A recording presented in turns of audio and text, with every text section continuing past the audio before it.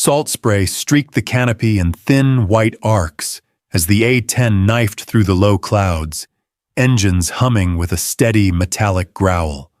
Below, the Baltic Sea was a torn sheet of gunmetal, burning slicks of fuel, listing hulls, orange life rafts bobbing between black scars on the water. Captain Elena Markova's gloved hand hovered over the weapon selector, fingertips damp inside the Nomex. The GAU-8's arming light glowed an accusing amber on her panel. One squeeze and a storm of depleted uranium would rake the cluster of fast attack craft, weaving between the survivors. Her jaw clenched so hard it ached. On her HUD, a tiny blue diamond marked a friendly life raft directly in the cone of fire. The boats around it were the ones that had just turned a frigate into a broken spine of metal. Her sister's ship. Her breath hitched, caught between a sob and a curse. "Valkyrie, you are cleared hot." The voice from the flagship's JTAC crackled in her headset, then softened. "But we have people in the water. Your call." Elena's thumb trembled on the trigger. One pass and the attack would end, along with whoever was still alive in that raft. If she held fire, the enemy would reach the hospital ship's exclusion zone. Her heartbeat pounded louder than the engines. She exhaled, long and slow. Then the scene snapped away in a hard cut. 6 hours earlier, 800Z, Bornholm Air Base, Denmark. The sea had still been calm. No smoke, no life rafts. No one had yet asked her to choose who lived and who died. Captain Elena Markova had always loved the way the morning light turned the taxiway into a strip of pale silver. From the windows of the squadron ready room at Bornholm Air Base, the Baltic looked flat and innocuous, a calm plate of steel blue stretching to the horizon. It was the kind of day when nothing was supposed to happen. She cradled a mug of coffee between her palms, letting the heat seep into her fingers. On the wall, a flat screen cycled through exercise schedules and weather graphics. The A-10s of 31st Tactical Squadron were penciled in along the margins. Range practice, pattern work, simulated KS for a ground unit that wasn't even here yet. The glamorous sorties, high-altitude cap, long-range intercepts belonged to the sleek multi-role fighters parked further down the line. "Barn Queens," one of the F-35 pilots had joked the week before, nodding toward Elena's beloved warthogs. "They roll her out for air shows and nostalgia, then tuck her back in." Elena had smiled thinly and said nothing. She'd heard every variation of the insult in her 12 years in the cockpit. Still, the words clung to her this morning like a film of oil. On the far side of the room, Maj Lucas Weber stood by the whiteboard, talking to the duty officer. Weber's posture was straight enough to belong in a recruiting video, his pressed flight suit immaculate. He wore his authority easily, never raising his voice when a raised eyebrow would do. Elena glanced at the laminated exercise plan lying on the table. A ring of ships marked the multinational task force. Frigates, a Norwegian destroyer, a hospital ship flying crisp white. Her gaze snagged on a familiar hull designation, NFS Helena, and her chest tightened. Somewhere out there on that placid sea, Anya was staring at another set of screens, sipping terrible shipboard coffee, probably mocking Elena's tendency to worry. She checked her watch. If the schedule held, the fleet's morning maneuver briefing was starting in 5 minutes. Air had its own brief. Naval officers dialed in only when they needed air support, which, in exercises like this, was almost never. Not today, she thought. Not if I can help it. She set her mug down and crossed to Weber. "Sir, is there a seat in the maritime coordination brief?" The duty officer glanced up, surprised, but Weber barely shifted his attention. "For you?" Yes, sir. She kept her voice level.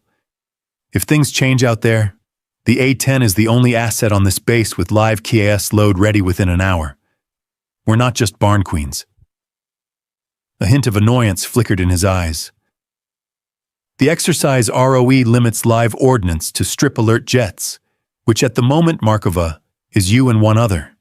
We aren't planning to use you. Respectfully, sir, that's my point. No plan survives contact. If they need eyes low and slow, I'd like to know the fleet's scheme of maneuver before I'm thrown at it. She tapped the map on the wall, her fingertip resting near Helena's icon, then forced herself to move it away. Their dispositions. No fire areas. Civilian lanes. Weber exhaled, a quiet, irritated sound. Exercise ROE is simple. Live fire only in the designated training boxes. No ordnance release near commercial traffic. Period. That's simple, Elena agreed softly. Until it isn't. For a moment, they held each other's gaze. Weber looked as if he might shut her down. A clean, efficient request denied. Then his posture eased half a degree. There's a video bridge from the flagship at 0832Z, he said. Mostly for the fighter guys, but fine. Sit in. Don't start a doctrinal debate. Yes, sir. Relief slid through her, tempered by the knowledge that she just painted a small target on her back. As Weber walked away, the duty officer handed Elena a photocopy of the fleet diagram. The ink was slightly smudged. Her own name was nowhere on it. She took a pen from her sleeve pocket and circled Helena in red, a small act of defiance and affection. On the flat screen, a new banner crawled across the bottom. Exercise comm status, green, safe, predictable. She wished she believed it. The bridge turned out to be a cramped conference room with stale air and a flickering camera. A handful of pilots filed in, carrying notebooks and the faint swagger of those who expected to fly the important missions. Elena took a seat near the side, her back to the wall, and opened her notebook to a clean page. The screen blinked, then resolved into the image of a steel-gray CIC, consoles glowing behind a row of officers in headsets. At the center stood a woman in a Navy uniform, dark hair braided and tucked neatly under her cap.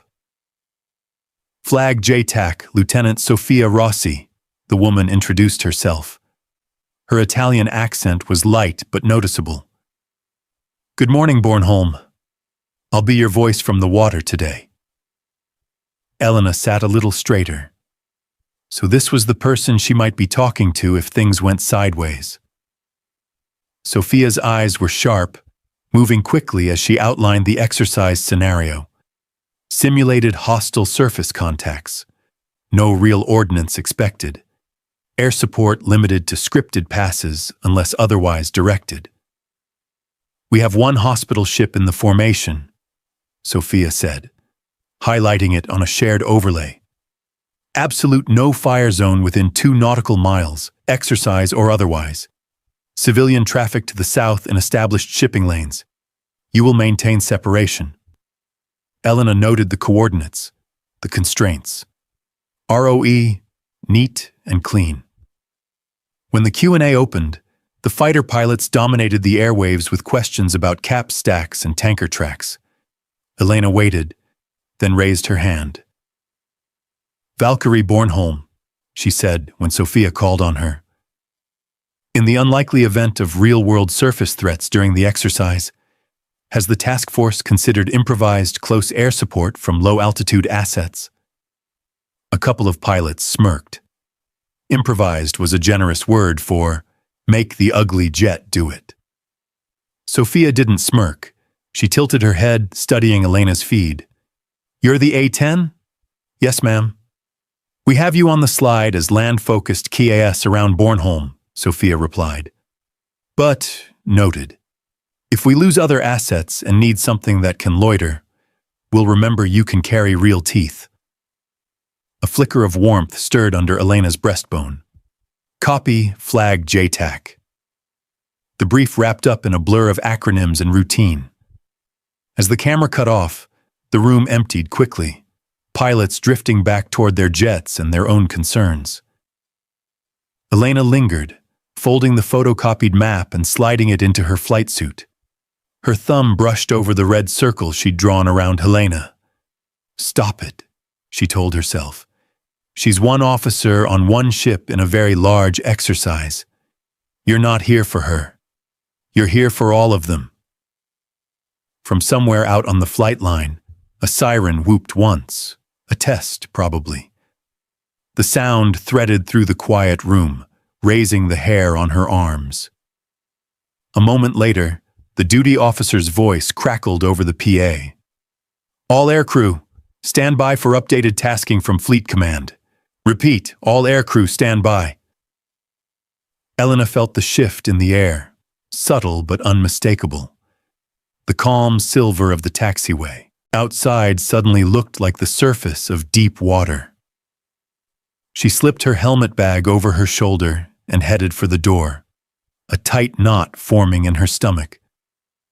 Nothing was supposed to happen today, but something, she knew with a certainty that felt like foreboding, was already happening.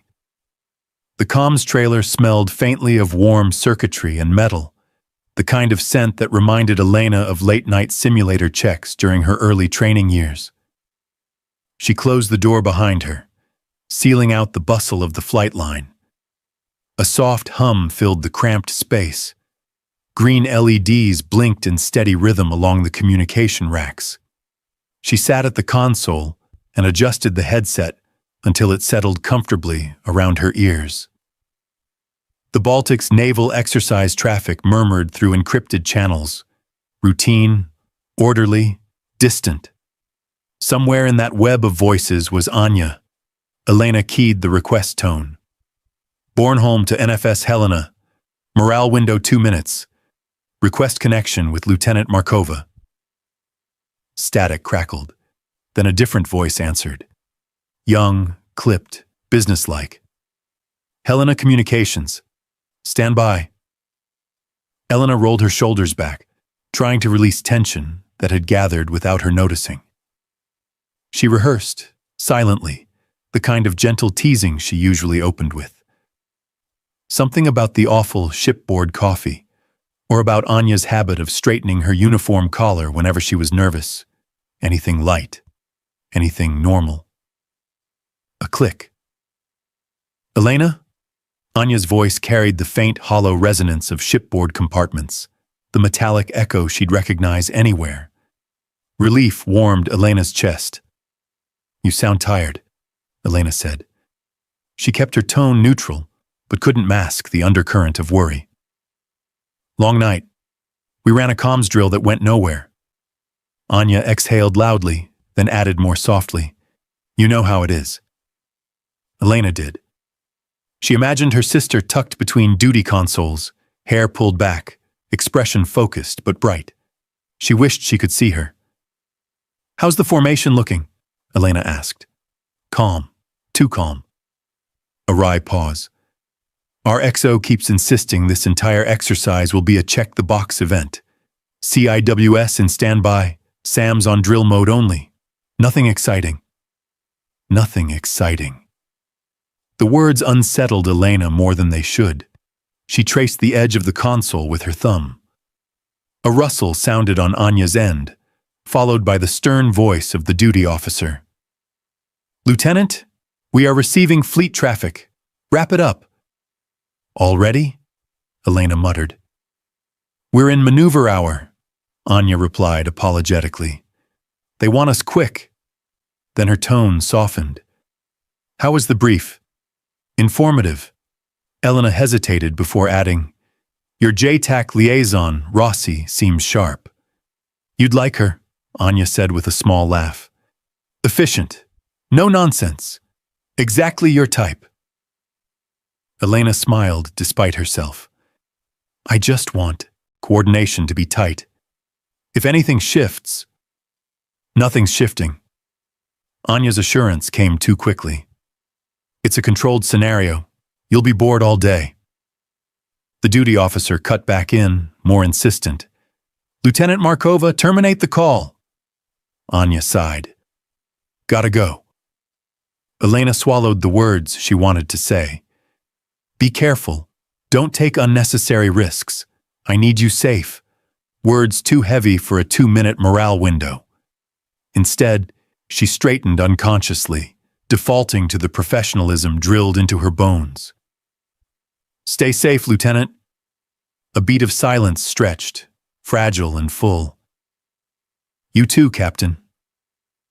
Anya's voice dropped to a whisper. "Talk later." The line clicked off. The console lights continued their steady pulse, indifferent to the hollow feeling that settled under Elena's sternum. She removed the headset slowly, as if breaking a fragile connection. As she stood to leave, a radar alert chimed abruptly from the fleet monitoring feed scrolling across a nearby screen. A patch of unidentified surface contacts had appeared on the outskirts of the task force. Small, moving fast, their classification uncertain. Elena froze for half a second, pulse thudding once, sharply. Anya had just gone back on watch.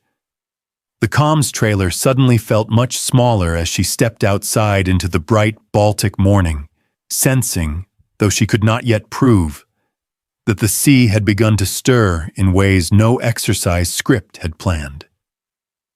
The first indication that something was wrong was not a scream over the radio or a flash on a screen. It was a change in the room's noise. The way conversation thinned, then stilled, as if someone had turned down an invisible dial. Elena was halfway down the corridor from the comms trailer when a petty officer jogged past her toward the operations center, tablet clutched tight. The man's boots slapped the linoleum, quick and uneven. He didn't say, "Excuse me." That, more than anything, made her stop. Inside the ops room, the air felt heavier, thick with recycled breath and the faint tang of coffee gone cold. Screens along the front wall glowed brighter than before. The main tactical display, which had shown neat blue icons of the task force an hour earlier, now sported a scattering of orange question marks at its perimeter. She slipped in along the side, unnoticed at first. Duty personnel leaned over consoles, voices hushed but urgent. A small group had formed around Maj. Weber, who stood with his arms folded, gaze fixed on the largest screen. "What have we got?" Elena asked quietly, stepping closer. The duty officer glanced at her, hesitating as if weighing whether she belonged here. Weber answered without looking away from the display. "Unidentified fast movers near the task group," he said. "Surface, not air. Range and speed don't match the exercise script." On the screen, a dozen tiny diamonds crept toward the blue ring of ships. A line of text along the bottom read, "Contacts UNID.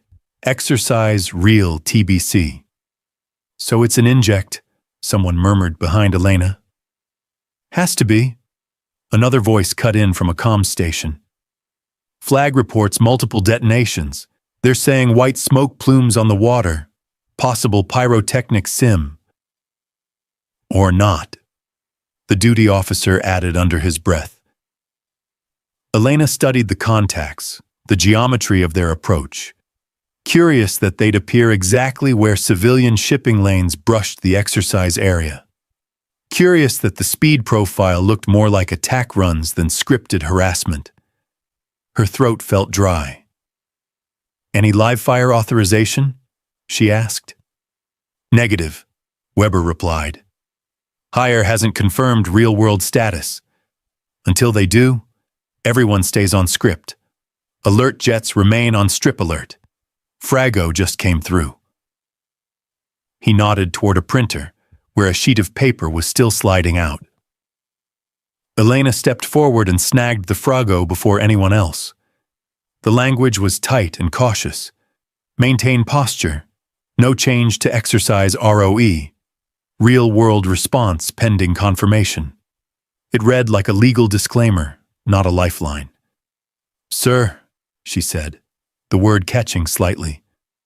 "They're reporting detonations, which could be smoke charges and sound simulators." Weber finally looked at her, eyes sharp. "We don't scramble on every rumor the fleet throws at us."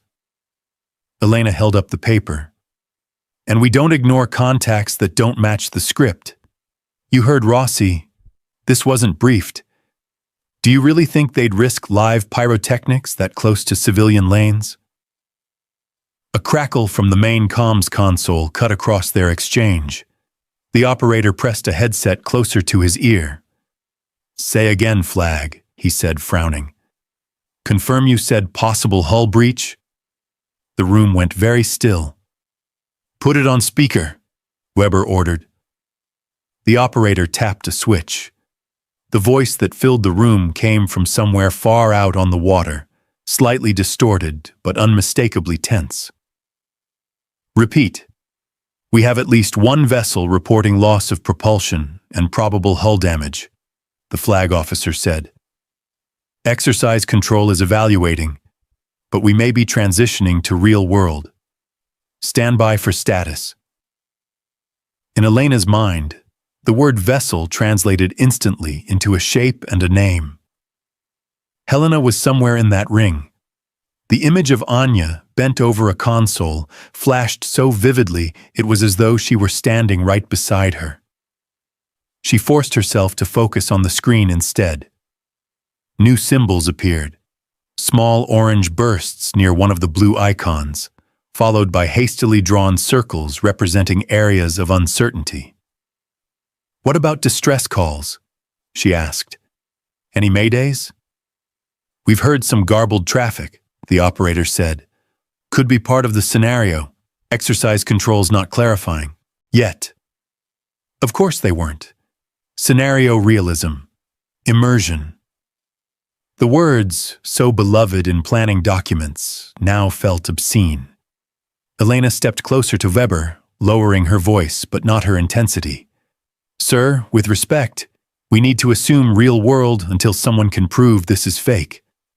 Not the other way around." "That's not how this works," he replied. "Higher declares real world. Until then, we wait." "Weber," she said, dropping the "sir" by accident. Or maybe not. "If this is real and we sit on the ground because a piece of paper told us it might be an inject..." His jaw tightened. "You're out of line, Captain." "Am I?" She gestured at the screen. "Those contacts are closing. They're not behaving like scripted bogeys, and your own Frago says our jets are the only ones with live ordnance ready inside an hour. If we wait for clean confirmation, we'll be feeding investigators casualty numbers instead of flight logs." A few heads turned. No one spoke. For a long beat, Weber didn't either. Then he inhaled slowly and looked back at the display. "Time to impact?" he asked the duty officer. "At current speed, 10 to 12 minutes for nearest contacts reaching outer picket." "And confirmation from higher?" The comms operator shook his head, pressing his headset again. "They're reviewing. No definitive word yet." Elena heard her own heartbeat in her ears. She knew she was pushing too hard, skirting the edge of insubordination. But the alternative, standing still, hands folded, while ships burned, felt impossible. Weber rubbed a hand across his mouth, the first sign she'd ever seen that his composure might crack. Then he turned back to her. "You're on strip alert with live ordnance," he said. "If this goes real, you'll be our first and probably only asset on station for a while." "Yes."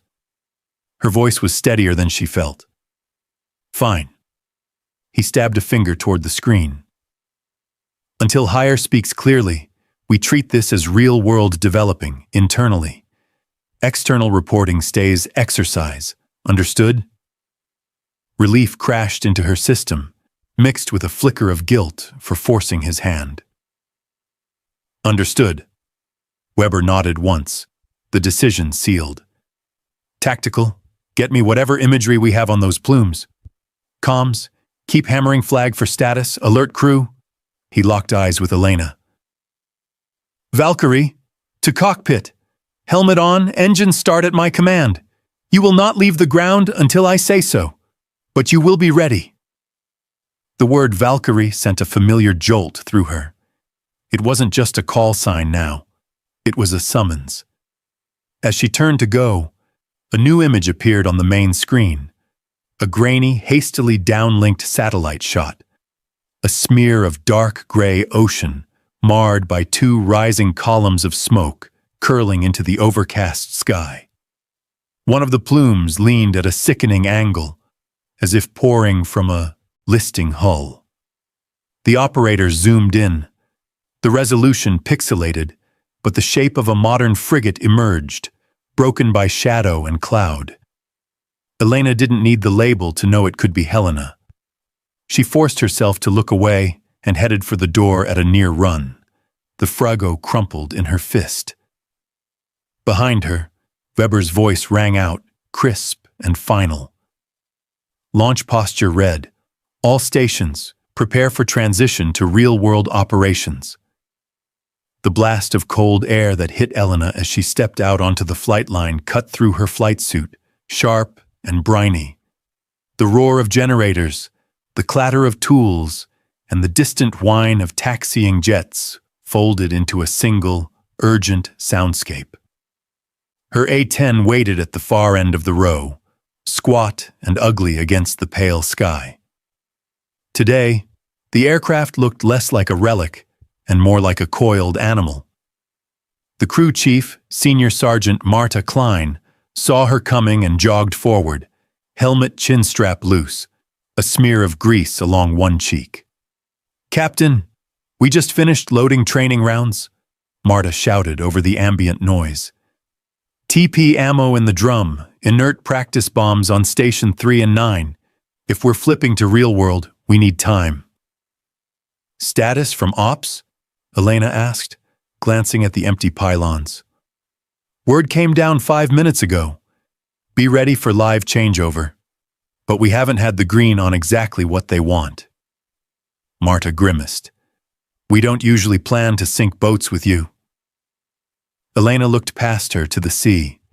Even from here, she could make out a faint smudge on the horizon that hadn't been there an hour ago. Real enough. She keyed her radio to ground frequency. Ops Valkyrie at Spot 7. Confirm loadout tasking. Weber's voice came through, clipped. Valkyrie, real-world authorization is pending but likely. You'll carry live GAU and Mavericks configured for surface targets. Rockets, if time allows. Updated ROE. Self-defense and defense of Allied vessels authorized with PID. No fires near designated civilian lanes. A concise way of saying, hit what you can prove is hostile, and don't start a war with a ferry. Copy ROE, Elena replied. She turned to Marta. Work the GAU first. Full combat load. 2 AGM-65s, 1 on each outboard station. If you can hang rockets in 10 minutes, do it. If not, we go without. Marta blinked. Full drum takes time, Captain. 20 at least, if we don't want to jam. Elena met her gaze. Then give me most of a drum and no jams. Prioritize reliability over perfection. I'm not going to win this with the last 10 rounds. For a heartbeat, Marta just stared at her. Then she nodded, expression hardening into professional focus. You heard her? She yelled to the ordnance crew. Dump the practice, bring the real stuff. We've got 10 minutes for a Warthog makeover, move! The next few moments blurred into controlled chaos. Training bombs were unpinned and trundled away on yellow dollies. Crates with live 30mm rounds appeared as if conjured, belts rattling as they fed into the GAU-8's hungry drum.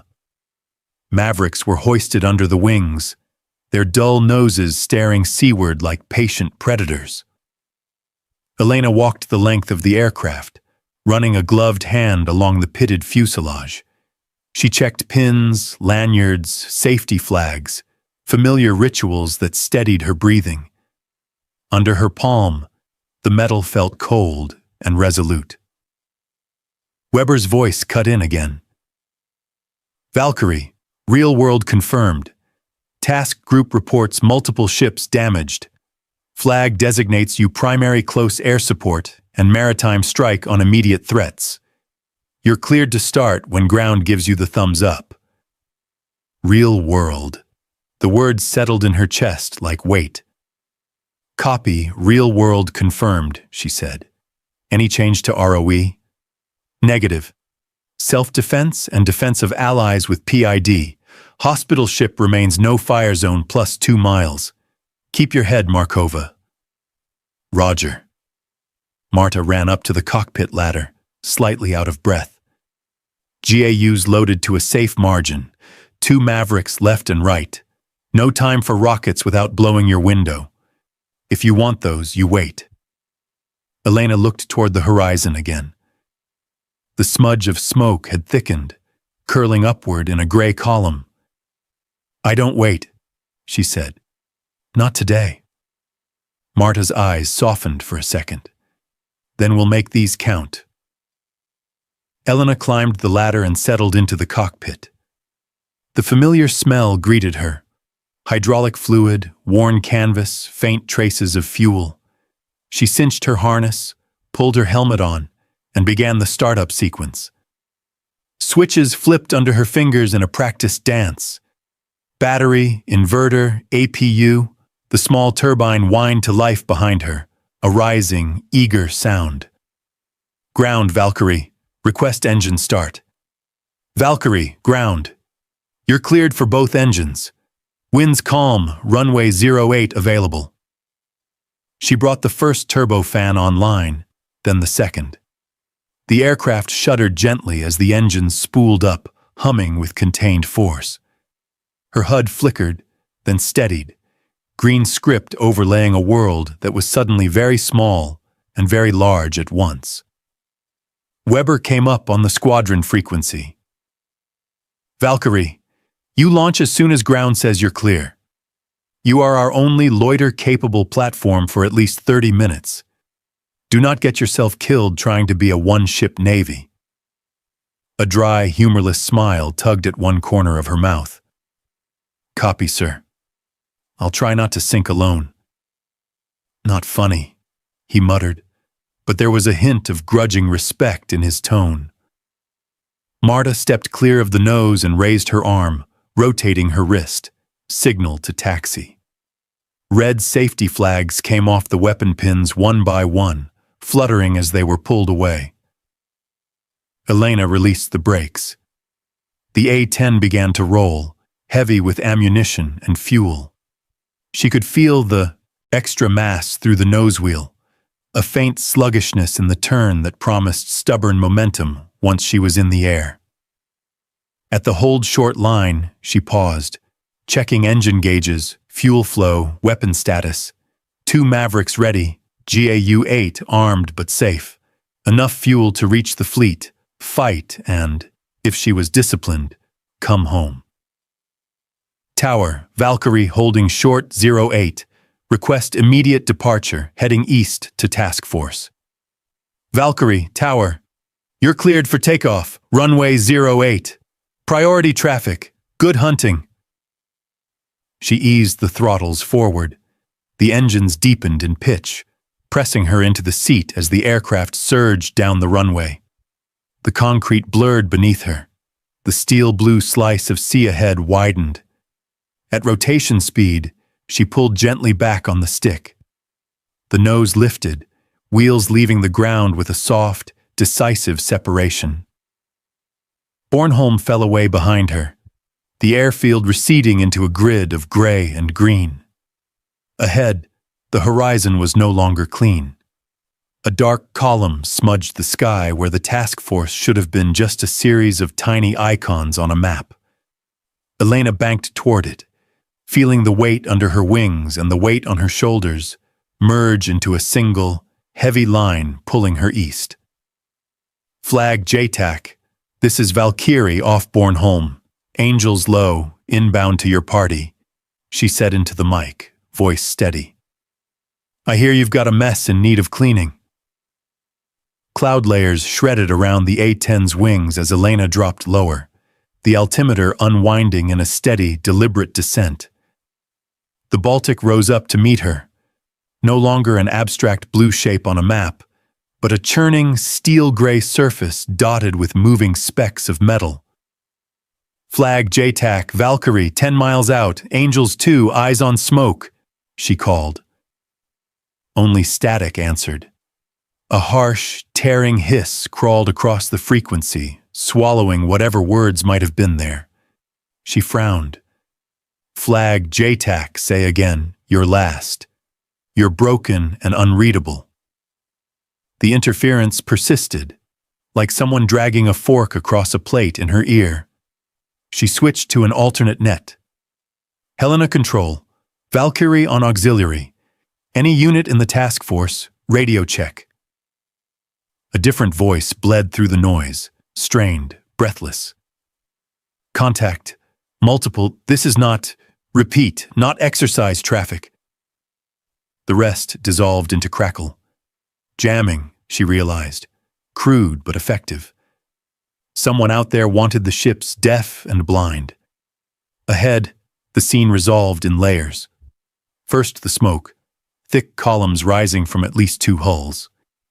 Then the shapes of frigates and support ships, some listing, some still cutting through the water in desperate arcs. Between them, smaller slashes of white betrayed wakes, fast, low-slung craft knifing through the chop. Her HUD began to populate with returns, the onboard systems doing their best to extract order from chaos. Too many contacts, too much clutter. Drones, debris, lifeboats, vessels, all jumbled into a single, jittering mass. ROE echoed in her head. Positive identification. No fires near civilian lanes, no shots near the hospital ship. Easy to say from a clean conference room. She thumbed the sensor page, bringing up the targeting pod display. Grainy gray shapes flickered into view. Some fast boats bore distinct turret structures and boxy launchers, unmistakably military. Others were less clear, hull angles obscured by spray and smoke. She needed better eyes. Elena, don't be stupid. Weber's voice came in on the squadron frequency, as if he were sitting on her shoulder. Stay high until you know what's down there. She ignored the phantom admonition and keyed the fleet net again. Any station, Valkyrie is 10 seconds from eyes on. I need a JTAC. At last, a familiar accent cut weakly through the haze. Valkyrie, this is Flag JTAC, Rossi. You're intermittent. Say position. 5 miles northwest of your main body, descending through 1000, heading 180, Elena replied. Visual on multiple small craft approaching. Are these exercise or hostile? Hostile, Sophia said, the word sharp as a knife. Exercise suspended. Repeat, real world. You are cleared to engage positively identified aggressors. Hospital ship is bearing 090 from flagship, 2 miles. No fires inside that ring. Copy real world, copy no fire ring, Elena said. Her throat tightened. Any word on Helena? Silence, then a quick, evasive answer. Helena reports damage and loss of propulsion. Focus on the fast movers first. Her grip tightened on the stick. She could argue later. Right now, boats were closing. She shoved the throttles forward and dropped lower, the altimeter spinning down past 500 feet, 300. Wind buffeted the airframe. The sea felt close enough to touch. The A-10's heavy frame remained steady, built for rough air and hostile ground. Or hostile water, apparently. Valkyrie, what are you doing? Weber demanded over the squadron channel. He must have been watching her telemetry. Stay above small arms envelope. Need visual ID, she replied. The words clipped. ROE doesn't let me shoot ghosts. Spray lashed at the canopy as she tore along the ragged edge of the formation. The first cluster of small craft came into clear view. Narrow hulls painted in muddled grays and blues, intent on blending with the sea. Dark figures manned mounted weapons, spray jackets flaring, hostile, no question. She slewed the targeting pod onto the lead boat and tapped the laser designator, painting it as a threat. On her helmet-mounted display, it lit up with a distinct symbol, one less mental calculation she'd need later when the world went fully loud. Beyond the boats, a different shape caught her eye. Orange specks bobbed in the water. Life rafts, their bright canopy panels stark against the gray. Figures huddled inside them, some waving frantically as she streaked past. For a brief, vertigo-inducing moment, the boats and rafts seemed to overlap in her field of view, separated only by a thread of water. Her stomach clenched. She pulled up slightly, trading airspeed for altitude, giving herself room to breathe and see. Flag JTAC Valkyrie, she said. Have visual on multiple fast attack craft armed and maneuvering aggressively between life rafts. Your friendlies are in the water. I cannot give you clean separations yet. Sophia's voice came back, edged with strain. Understood. You are weapons-free on positively identified hostiles. Do not engage if you cannot guarantee you're not hitting survivors. We're trying to vector rescue boats. So, shoot. But only clean shots, as if there were such a thing today.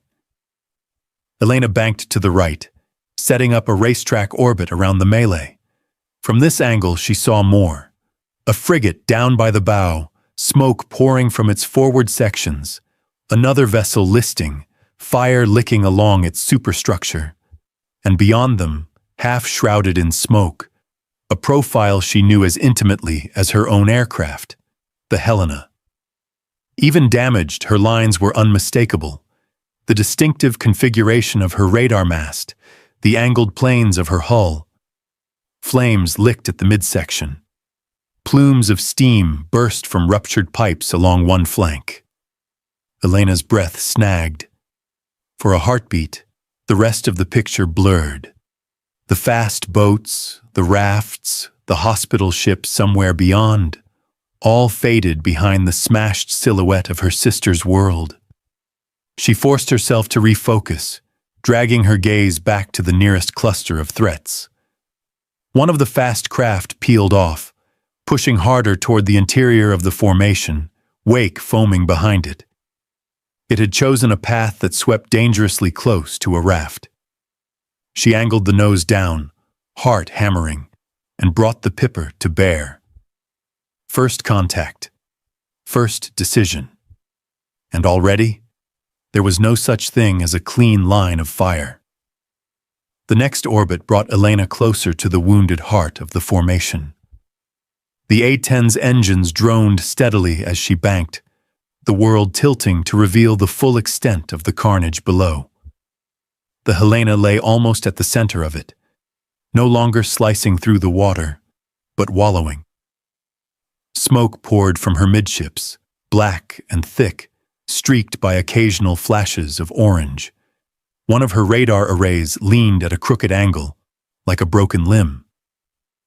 Elena, eyes on your frigate? Sophia's voice came through, thinner now, strained. The JTAC's position aboard the flagship meant she had her own fires to worry about. Elena swallowed. Affirmative. Visual on Helena. She's bad. Damage control reports fires in multiple compartments, Sophia said. Propulsion offline. They're dead in the water. Dead. The word lodged like a shard under Elena's ribs. She searched the deck with her targeting pod, seeing ant-like figures moving through smoke, hoses spraying. No way to spot Anya among them. No way to know whether her sister was topside or somewhere in the maze below, fighting a fire with a mask on and a radio crackling in her ear. A new icon appeared on her HUD, a white cross marking the hospital ship, a few kilometers off, pristine and painfully white against the smoke-dark sea. A ring of translucent red lines flickered around it, projected onto her display. ROE update, Sophia said, confirming what the symbology already told her. 2-mile no-fire radius around the hospital ship. We can't risk hitting her with anything, direct or ricochet. All fires must be outside that ring. Elena checked the overlay. The ring cut through the chaotic geometry of ships and wakes like a taut wire. Helena sat right on the edge of it, half in, half out. Of course she does, Elena thought bitterly. Nothing about today was going to be clean. Copy no fire ring, she said. Hostile craft disposition? Multiple groups, Sophia replied.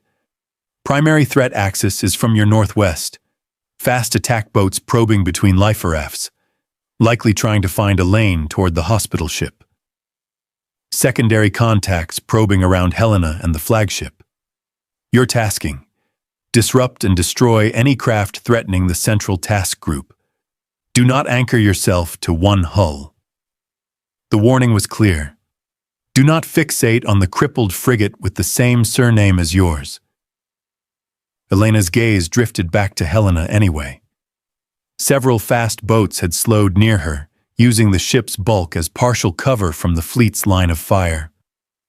One hugged dangerously close to the stern, where orange rafts clustered thickest. Valkyrie, picture is messy, I know, Sophia said. But if they knock out the hospital ship, we'll lose more than one frigate's worth of souls. I understand, Elena replied, and she did. Tactical math was brutal and simple, but knowing and accepting were never the same. She eased the A-10 lower, trading altitude for detail. The lead group of boats on the northwest axis came into sharp focus, 3 hulls in rough line, wakes converging toward the inner formation. Behind them, further out, more specks. If she hit them early, she could peel the threat away from both Helena and the hospital ship. That was what she told herself anyway. Flag JTAC Valkyrie, she said. I'm setting up runs to push the northwest group away from your center. That will also relieve pressure on the damaged frigate. A tiny pause crackled on the net. As long as you're prioritizing the central task group, we're aligned, Sophia replied carefully. You are not here for one ship, Captain. Understood. The lie sat sour on her tongue. She rolled into a shallow dive, HUD symbology flattening as the nose came down. The targeting pod locked onto the lead boat, the one furthest from the life rafts for now. She selected a Maverick, felt the faint tug of anticipation as the missile's seeker aligned. Tone, clear, unwavering. Rifle, she muttered, pressing the pickle. The A-10 lurched almost imperceptibly as the AGM-65 dropped away, then streaked forward, its motor a bright spear of white against the smoke-gray backdrop. She pulled up and banked to watch.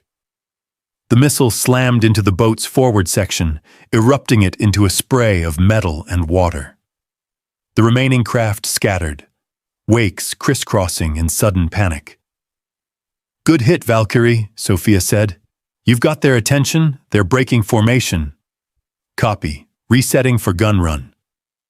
On her next pass, Elena angled her approach so that her line of fire would push the boats away from Helena. Short, sharp bursts would be enough to make them think twice. She lined up the pipper between 2 hulls and squeezed the trigger. The GAU-8's roar filled the cockpit, a guttural vibration that traveled through her bones. Streams of rounds tore the water in front of the boats into white fury. One hull took a glancing hit, shredding its bow. The others veered away, engines screaming. She climbed, breathing hard, aware of sweat cooling under her flight suit despite the cold. "Nice work," Sophia said. "You're bending them away from us." From Helena, too, Elena thought. She allowed herself a single, brief glance, seeing the frigate's fires still raging, but no new hull penetrations. Weber's voice intruded on the squadron net. "Valkyrie, you're drifting toward task fixation. Flag wants the hospital ship protected above all. Keep your pattern broad." "Pattern's broad enough," Elena answered. "If I don't keep the wolves off Helena, they'll have a sheltered jump-off point toward the hospital vessel." "Then broaden smarter," he shot back, and cut the line. She bit down on a retort and focused on the next set of returns. A new group of fast boats had appeared, this time closer to the no-fire ring, weaving erratically. Their course vectored not toward Helena, but directly toward the hospital ship's bearing. "Flag JTAC, Valkyrie," she said sharply. "New group, bearing 220 from my position, moving fast toward hospital ship. They're using life rafts as cover." She switched the pod view. The picture snapped into clarity. 3 attack boats running in staggered line, each positioning itself so that a bright orange raft lay directly between them and the bulk of the fleet. To hit the boats, she'd have to thread fire perilously close to the survivors. "We see them," Sophia said. Her voice was tighter than before. "They're inside the hospital ship's no-fire ring in less than 2 minutes." "Then I have to hit them before they cross it," Elena replied. The geometry in her HUD was unforgiving. Any dive aligned to intersect, the leading boat's course would put at least one raft in her cone of fire. If she waited for a better angle, they'd enter the no-fire zone, and then she'd truly be powerless. "Elena," Sophia's voice trailed off, as if searching for words that could make this simpler. There weren't any.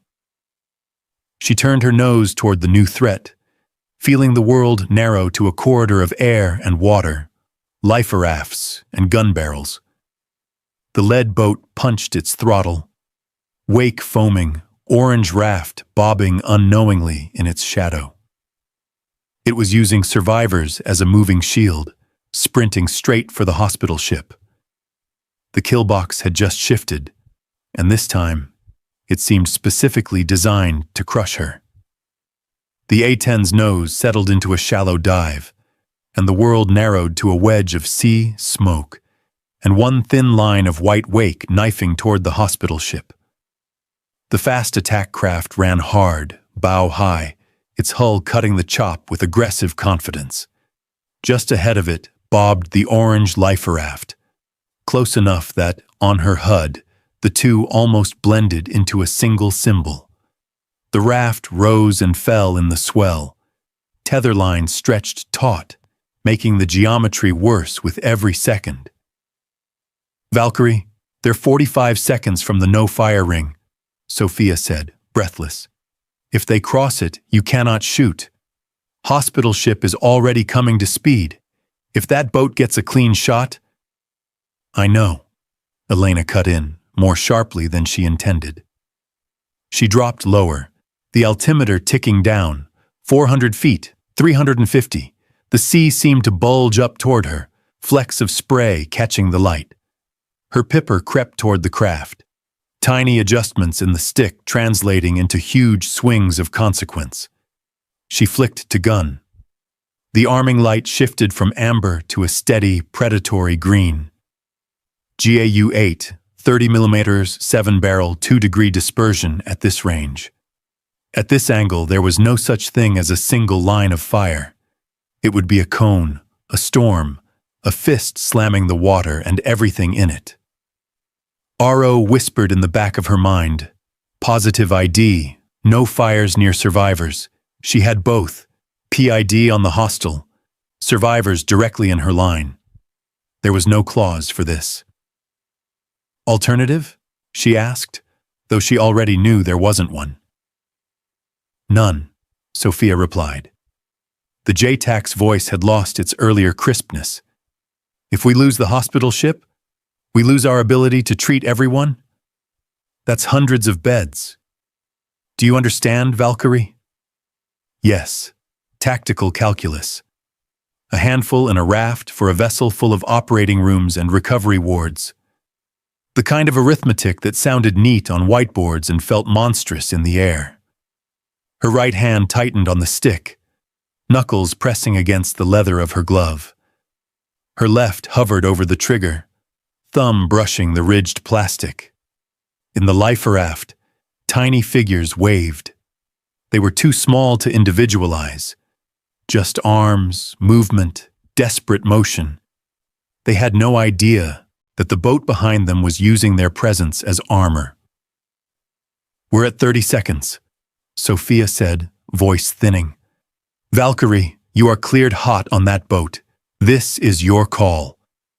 The words hit like a weight. Your call. As if she wanted ownership of this, time stretched, elastic and cruel.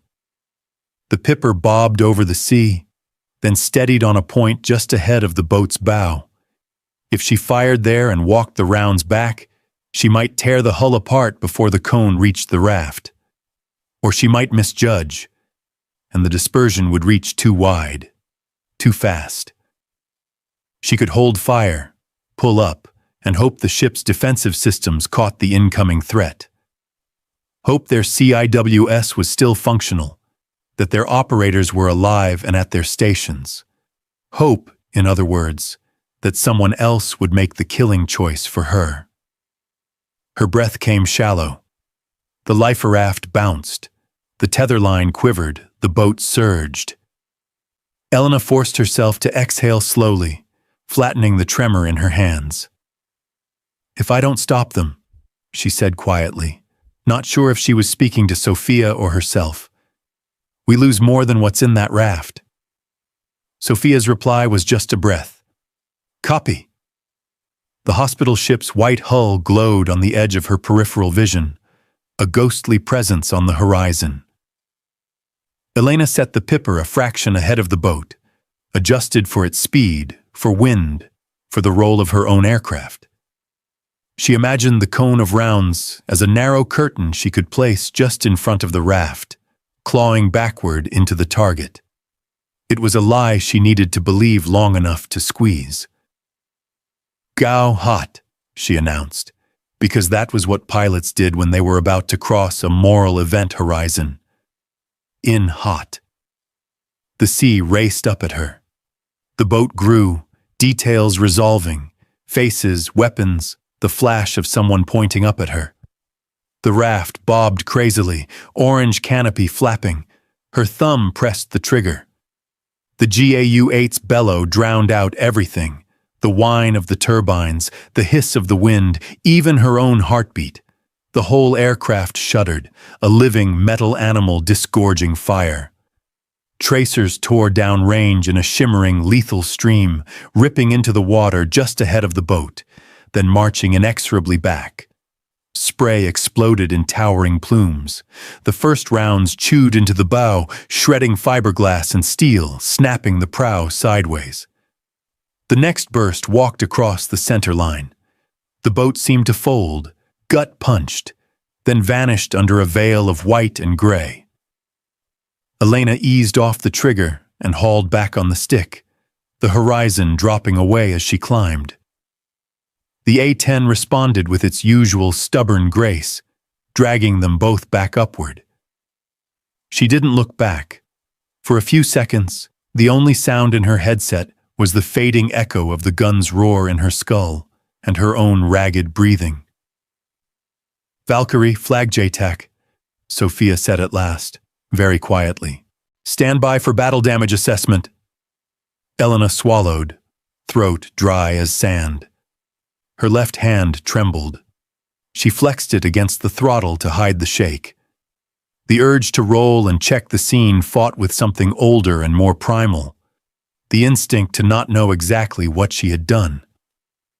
"Copy," she said, forcing calm into her tone. "Holding."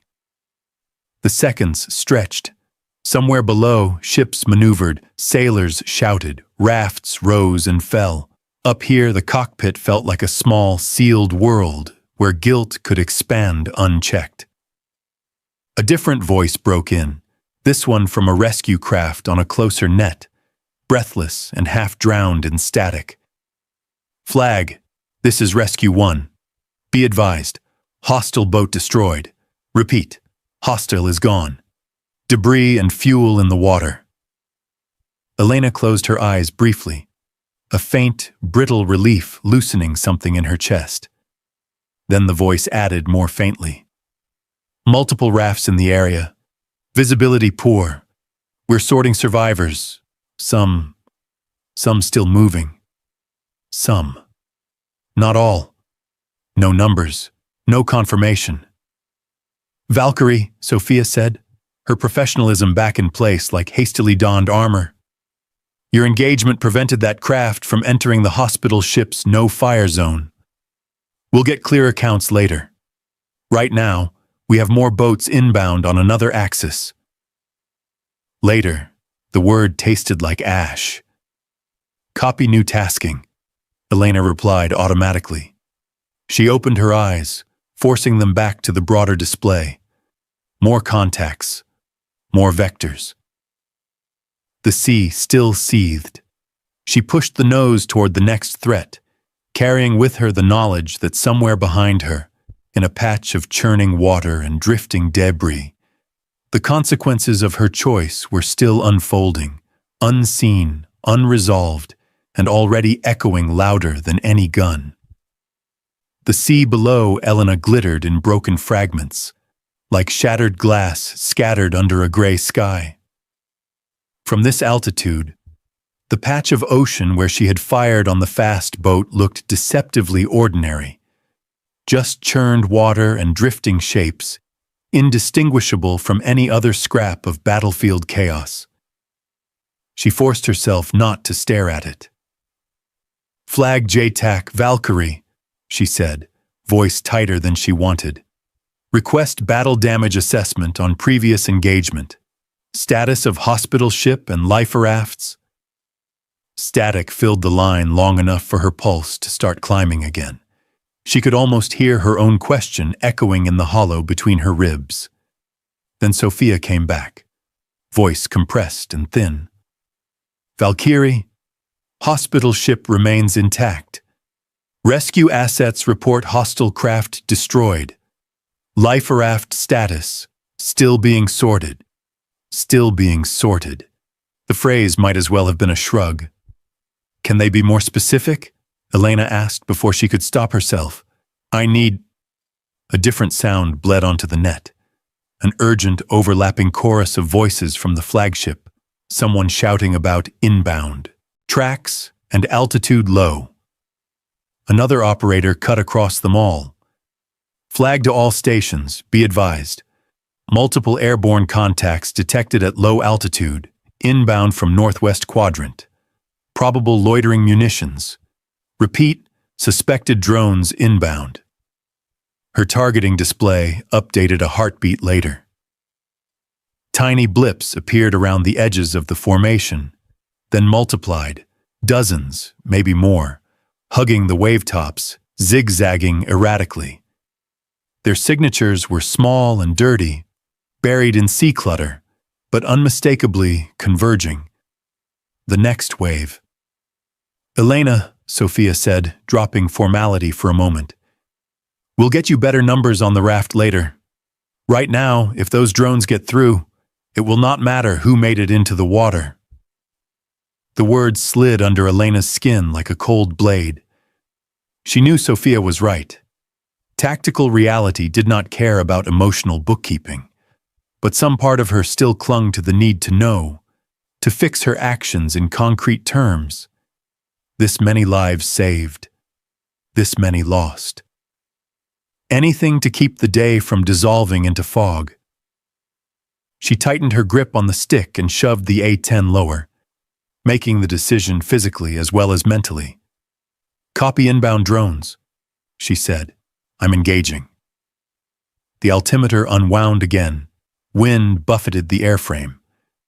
Below, the damaged ships were stark. Scarred hulls, smoke pouring from open wounds.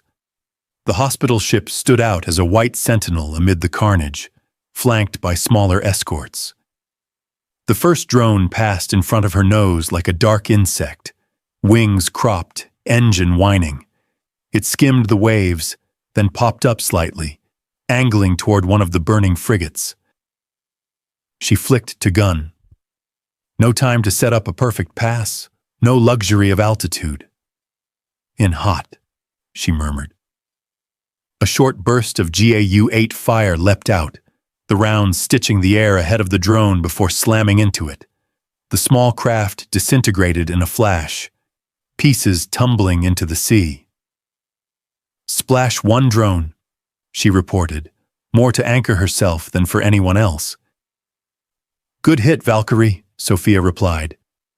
"Plenty more where that came from." She wasn't exaggerating. The drones came in loose clusters, some weaving, some locking onto straight, lethal paths. A few had already begun shallow climbs, aligning themselves with ship silhouettes. Elena settled into a brutal rhythm. Dive, acquire, burst, climb. Each engagement compressed into seconds. Drones burst into fragments or veered violently when their wings were nicked, cartwheeling into the water. She used the remaining Maverick once, reluctantly, on a slightly larger airframe that seemed to be guiding a swarm, a risk she judged worth the precious missile. "Rifle," she called, the missile streaking away. It struck the larger drone in a brief, bright flower of fire, dispersing the smaller ones around it into disorganized arcs. Her rounds countered others, ripping into the water near, projected flight paths, forcing course corrections that gave shipboard gunners the angles they needed. CIWS barked from the frigates, white tracers arcing into the air like furious, glowing hail. Through it all, the question she'd asked about the lifer raft hung unanswered, an itch in the back of her mind she couldn't scratch. She tamped it down each time it rose, channeling the gnawing anxiety into movements of stick and throttle. Focus forward. Shoot what's still moving. The dead, and the maybe dead, would wait whether she wanted them to or not. One drone slipped through her pattern, dropping under her nose, hugging the blind spot. It popped up alarmingly close to the hospital ship, angling for a midships impact. "Drone, bearing 085 from my position, low, headed for hospital ship," she snapped. Even as she banked, another voice cut across the net. Hoarse, triumphant. "Hospital CIWS engaged. Target destroyed. No impact." Elena caught a glimpse of it. A puff of smoke and metal shards just shy of the white hull. "Valkyrie, that was too close," Sophia said. "Keep them farther out." "I'm trying," Elena answered, feeling fatigue thread through her arms. Her hands ached from the constant pressure on the controls. Her eyes burned from staring through smoke and glare. After what felt like an hour but was probably less than 10 minutes, the density of inbound contacts began to thin. The last few drones came in singly, uncertain, as if their operators had lost confidence or control. She took them down methodically, conserving what was left of her ammunition. Short, controlled bursts instead of the prolonged stream she knew she'd crave later in nightmares. Finally, her HUD showed no more inbound tracks, only the ragged remains of the formation, the jagged heat blooms of fires, and the slow, grinding movements of ships trying to keep station. "Flag JTAC, Valkyrie," she said, breathing hard. "No more airborne contacts in my sector. Confirm?" "Negative contacts here as well," Sophia replied. The tension in her voice had eased, but only slightly. "Your work made the difference, Elena." There was a pause, brief but charged. "As for the raft," Sophia added, as if offering a partial bandage, "Rescue 1 reports. Some survivors pulled from that area. They're not sure which raft was whose yet, but some made it. Do you copy? Some made it. It was not the clean accounting Elena had wanted. Not absolution, not condemnation. Just a gray smear where she had been hoping, irrationally, for black or white. I copy, she said quietly. A crackle from another channel drew Sophia's attention away. When she came back, her tone had shifted again. Tighter, edged with fresh urgency. Elena, we have another problem, she said. Helena is now completely dead in the water. Power failure, systems down, and coastal surveillance is reporting. Heat signatures on shore, possible missile batteries spinning up. Elena's gaze shifted toward the hazy line of land on the horizon. There, faint and ghost-like through the mist, she saw tiny flashes blooming among the low hills. The next threat was already taking shape, just beyond reach. She rolled her shoulders, trying to work some of the stiffness out, and turned the nose of the A-10 toward the coast, carrying with her a patch of ocean in the back of her mind where some lived, and the rest would never be counted clearly enough to let her sleep. From altitude, the coastline looked almost peaceful. A strip of dark sand, low houses clustered around a small harbor, a scattering of fishing boats bobbing behind a breakwater. It could have been a postcard, if not for the faint, unnatural glows blooming in the hills behind it. Elena, eyes on that shoreline? Sophia asked, her voice thinner now, as if distance and smoke had worn it down. Affirm, Elena replied. She trimmed the A-10 to a shallow descent, bringing the landmass onto her HUD. Visual on village, harbor, and hotspots inland. Looks like trucks moving through tree lines. Her targeting pod painted the scene in shades of gray. The village was a dense cluster of rectangles, smoke curling from a few chimneys. Behind it, dirt tracks wound into low, scrub-covered rises. Along one of those tracks, 3 elongated shapes lurked under camouflage netting that did a poor job of hiding angular lines. A warning chirped, faint spikes of radar energy brushing against her sensors, not enough to lock, but enough to taste. Coastal defense is pinging us, she said. They're not blind. Ground sources report possible anti-ship missile batteries in that sector, Sophia replied. Land-based launchers. If they fire again, the task force can't take another full volley in its current condition. Elena imagined another spray of contrails arcing out over the water, another series of impacts against already wounded hulls. The Helena, dead in the water, would be little more than a silhouette begging to be finished. The hospital ship, even with its white hull and painted crosses, was no guarantee against someone willing to ignore every convention. ROE still stands? Elena asked, though she knew the answer. Affirmative, Sophia said. You need positive ID on military hardware. No deliberate strikes on civilian structures. We do not prosecute targets on suspicion alone. On the pod feed, a pickup truck rattled into view, loaded with crates, children hopping out as it slowed near one of the houses. A few villagers looked up, shading their eyes, unaware of the invisible crosshairs sliding over their world.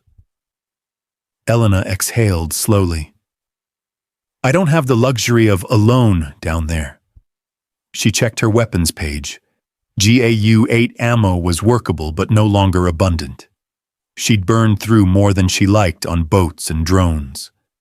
Mavericks. 0. Both missiles had already been spent. One on a fast craft, one on the control drone. Her earlier choices had bought breathing room for the ships, but now that same decisiveness left her without standoff options. What assets do we have for shore strike? She asked. I'm Winchester on Mavericks. Flag has a frigate with land attack capability, and one UAV overhead with laser designation, Sophia answered. We can fire a ship-based missile if you can help fix a target. UAV call sign is Eagle. Its feed matches your pod. As if on cue, a tiny additional window popped up on her display. Eagle's view, slightly higher resolution than hers, focused on the same hillside. The netted shapes came into sharper focus. Through gaps in the camouflage, she saw parts of cylindrical tubes and a boxy control unit. Eagle Valkyrie, Elena said, switching channels. Confirm you see 3 vehicles under camo net grid as sent. Can you give me a better look at the second truck in line? The UAV's camera slewed, zooming. The middle vehicle emerged, a long bed truck with what looked very much like a raised launcher assembly. At its rear, the shadowed outline of missile canisters was just discernible. Her heart beat faster, not with fear this time, but with the awful relief of recognition. Hardware she could name was hardware she could shoot. Looks like a launcher, Eagle's operator said. We see tubes. Still, resolution's not perfect. There's a barn within 50 meters, some outbuildings closer. Any civilians in proximity? Elena asked. Thermals show possible warm bodies near the house's downslope, Eagle replied. No movement right on top of the trucks, but we can't guarantee no one's inside that barn. 80%, she thought. Maybe 90 if she squinted. Not enough for peace of mind. Enough, perhaps, for doctrine under fire. Her gaze flicked back toward the sea. From up here she could see the bruised line of the task force. A formation that had once been symmetrical, now staggered and scarred. The Helena was a darker smudge, smoke still trailing. Every moment the coastal battery remained intact was a moment they lived at someone else's mercy. If those tubes fire, Sophia said quietly, as if reading her thoughts, we will not be able to screen everything. We're already low on interceptors. Elena tightened her jaw. The choice laid itself out as plainly as a checklist. Option 1. Hold fire, demand perfect identification, adhere to the ROE with textbook purity, accept that the next volley might finish what the first had started. Option 2. Accept uncertainty, strike now, and carry the knowledge that collateral damage on land was almost guaranteed. She had always trained for battlefields where civilians were background, unseen clusters of dots on maps, not faces in doorways, not fishermen stacking nets within sight of missile tubes. Valkyrie, Sophia said softly, this is your call. Flag will take responsibility, but you're the one with eyes. She hated that, but someone had to own the vector. Elena sucked in a breath and let it out slowly. Eagle, hold steady on the middle vehicle. I'm marking it as primary. You'll laze. The frigate will fire off your code. Copy, Valkyrie, Eagle replied. Laser on your mark. She moved the pod's crosshair to center on the launcher truck, double-checked coordinates, and sent the data burst to the ship. On her display, a new symbol appeared, an indicator that a missile had been assigned and was awaiting terminal guidance. Surface shooter, Valkyrie, she said on the fire support net. You're cleared hot on that mark. PID assessed as mobile missile launcher.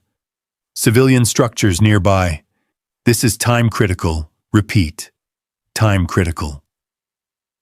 There was a brief, ice-cold pause, just long enough for someone on the ship to decide whether they were willing to live with her judgment. Valkyrie surface! Shot out! On her HUD, a tiny icon marked the missile's launch from the frigate. It arced toward the coast, invisible beneath the clouds from her vantage, but very real on the timelines moving in her head. Elena, Sophia said, you're at 80% certainty. You know that. I know, she answered. So do they. Seconds stretched. Eagle's laser code flickered steady. The truck remained under its net, oblivious. She thought she saw a figure move near the cab. Someone stepping down, perhaps, a vague heat signature beside the vehicle. Too late. The strike hit like a sudden blooming star on the hillside. The launcher truck vanished in a violent blossom of flame and dust. The netting burned away in sheets. Secondary explosions rattled through the scrub. The other two vehicles lurched, one flipping, the other catching fire at one end. Elena flinched despite herself, as if the blast had gone off inside her chest. "Eagle reports primary launcher destroyed," came the calm voice from the UAV operator. "No further heat signatures from that group. Secondary vehicles burning." On a different net, closer to shore, a human voice erupted in a language she didn't understand. High, panicked, a mixture of shouting and sobbing caught by some open civilian channel. Other voices joined it, rising in confused alarm. The village roofs were now dusted with a thin layer of smoke. One plume in particular rose disturbingly close to the square of the barn. "Coastal threat reduced," Sophia said, the professional assessment almost grotesque against the background cries. "You just saved the task force from another volley, Elena." She didn't answer immediately. Her eyes tracked the plume near the village, the way it smeared across the sky like a bruise. "Valkyrie, we need you back over the ships," Weber said suddenly on the squadron net, his tone still steel but tinged with something almost like concern. "You've done your damage on shore. Don't overstay." "Copy," she said at last. She banked the A-10 back toward the sea, the coastal hills sliding away beneath her wing. Behind her, the plume over the village continued to rise, carrying with it pieces of a story she would never fully know. Names, families, lives intersecting with the neat symbology on her HUD. Ahead, the battered silhouettes of the ships waited, temporarily spared the teeth of the land. Between them, she flew, an airborne witness to the fact that the line between protecting and harming had become so thin it was practically theoretical, stretched tight as a tether rope between a life raft and a boat bent on killing. The cockpit had begun to feel smaller, as if the metal and glass were slowly closing in around Elena. Sweat cooled in the creases of her flight suit, turning stiff. The skin beneath her gloves itched from constant pressure. She glanced at the fuel gauge again. The numbers had been dropping steadily. Now they sat uncomfortably close to the line she had marked in her mind as bingo. Below that, there was no room for detours or mistakes, just a straight shot home and a prayer for favorable winds.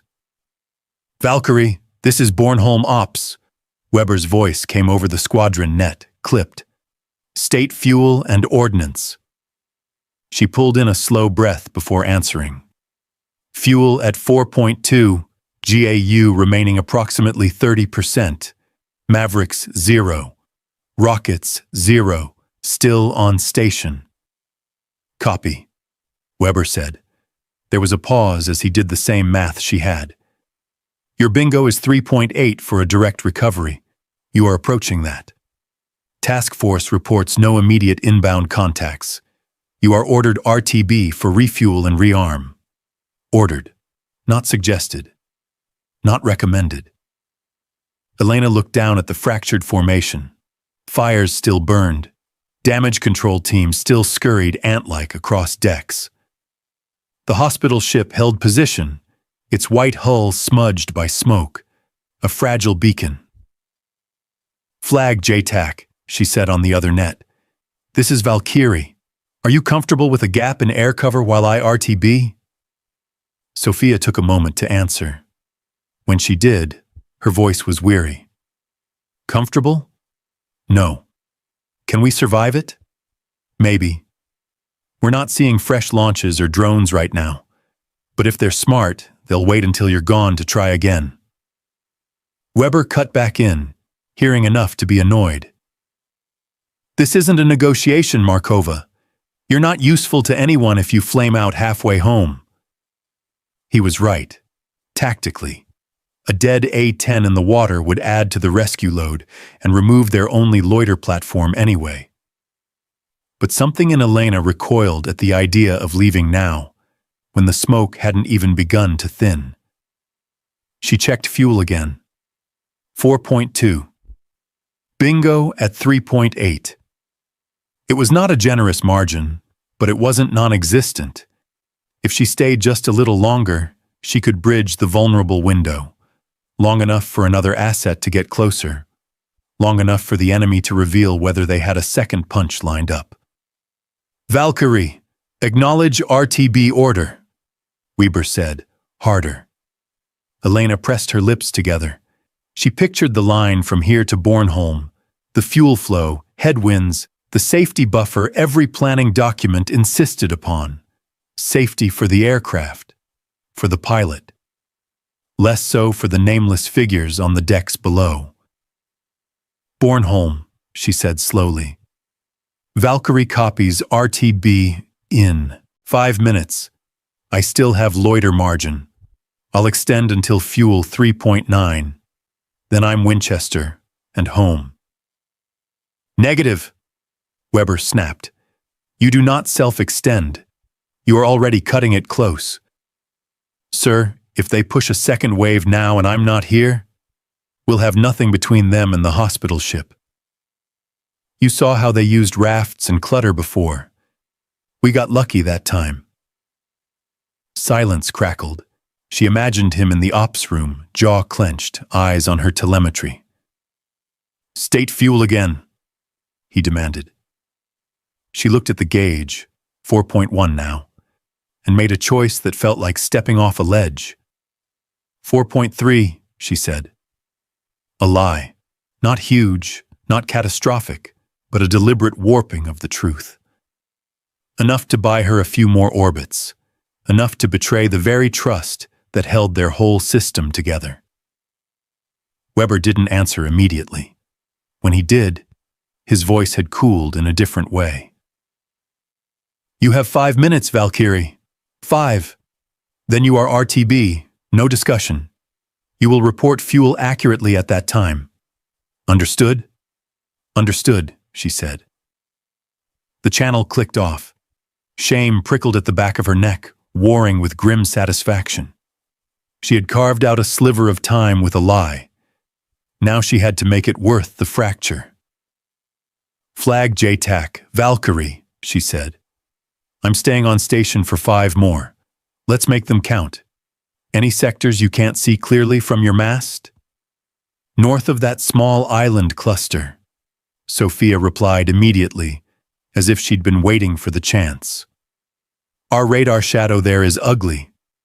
If they're regrouping, that's where they'll hide. On it.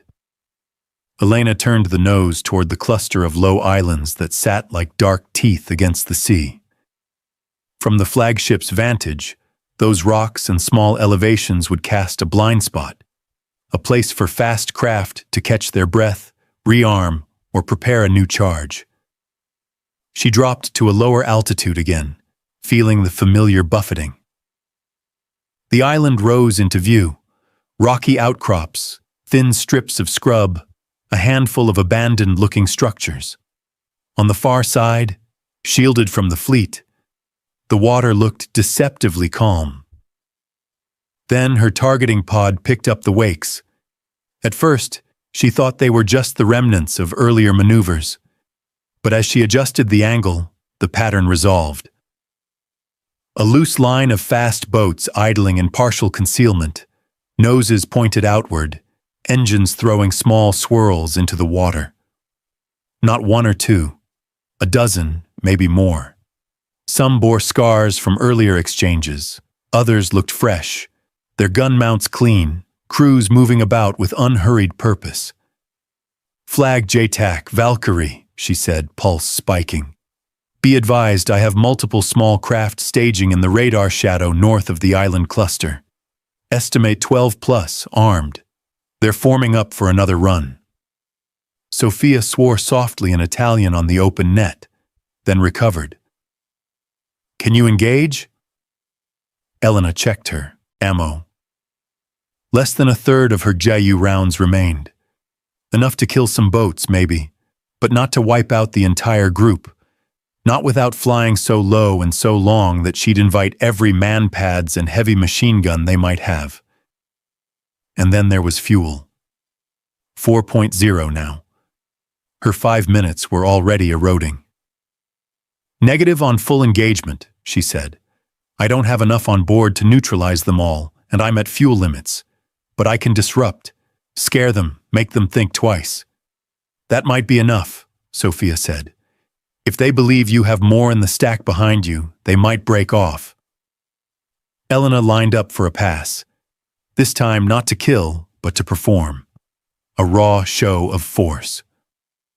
Bornholm, Valkyrie, she said on the squadron net. Be advised, I have visual confirmation of a second wave forming. Sending coordinates now. Fuel at... She hesitated, then forced the word out. 3.9.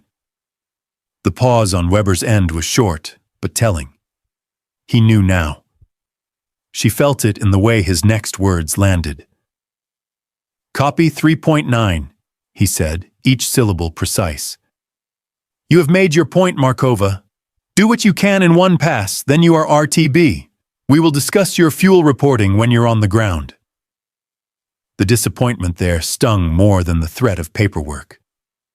Understood, she said, swallowing the sting.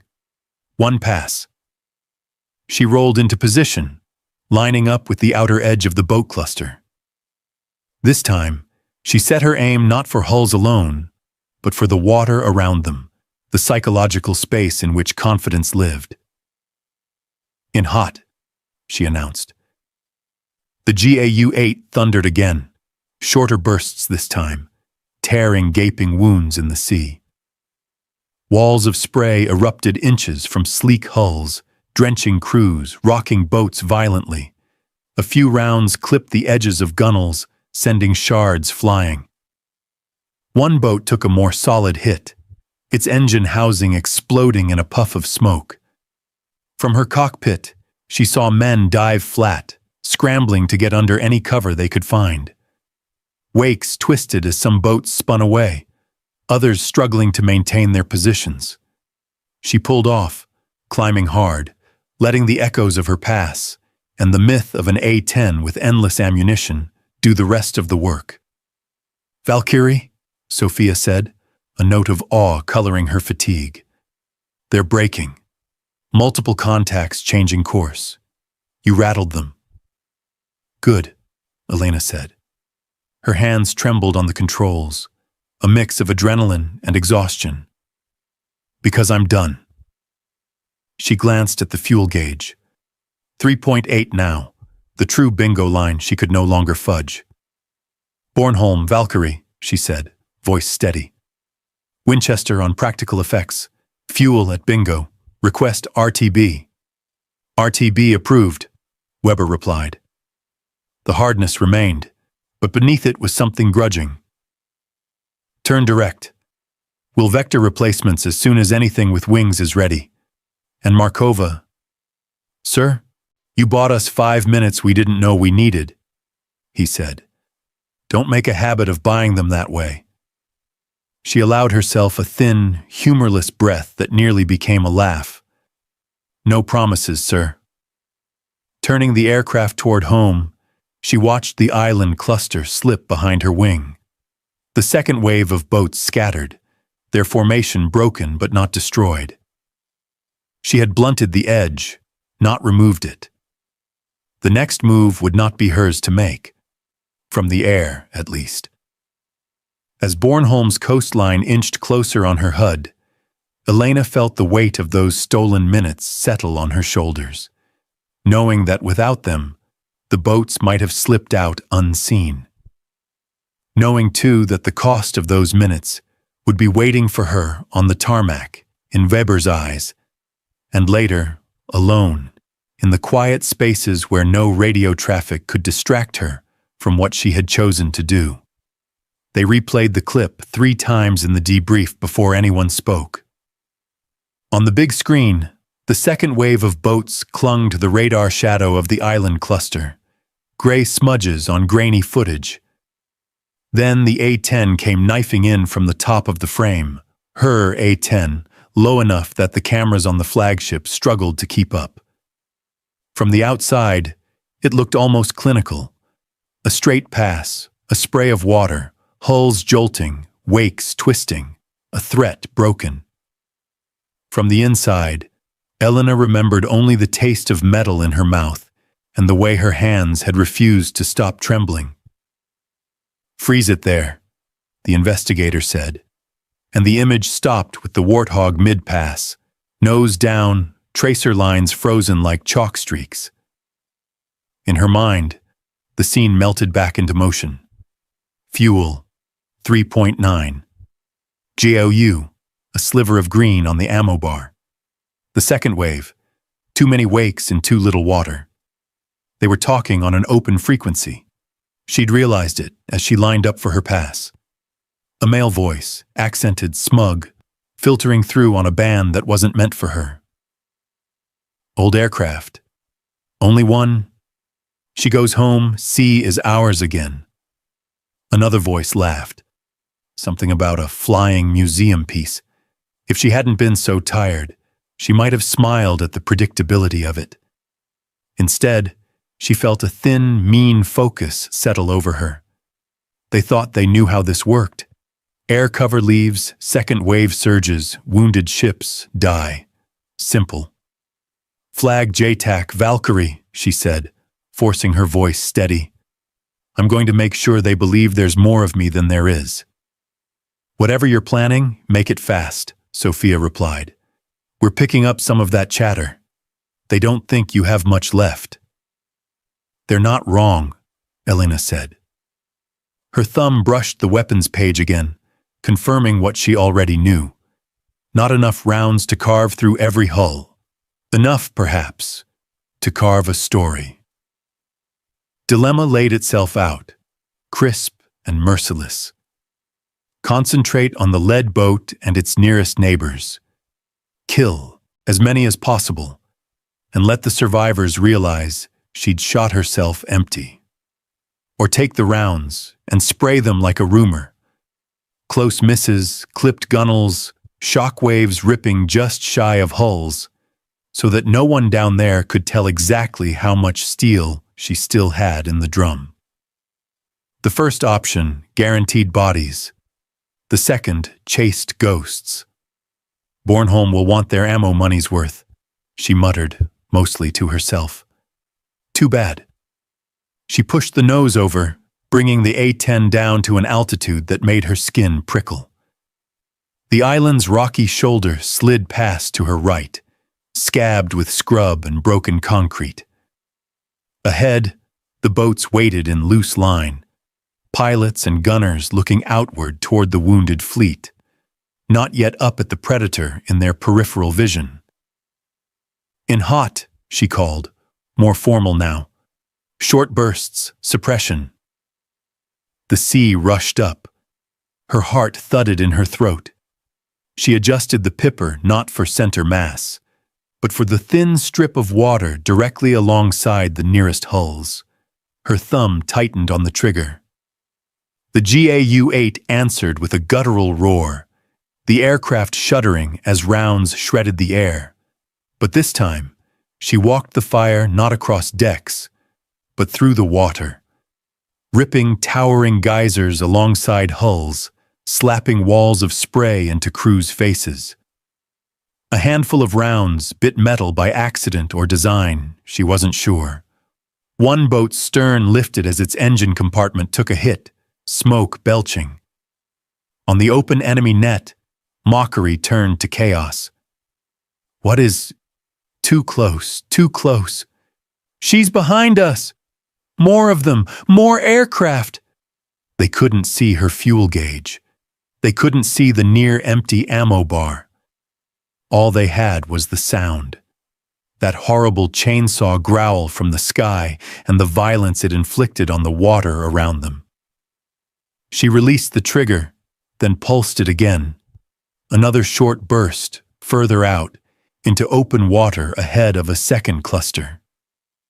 To anyone down there, it would look like correction, like the work of someone with plenty of margin, for mistakes, for bravado, for another pass.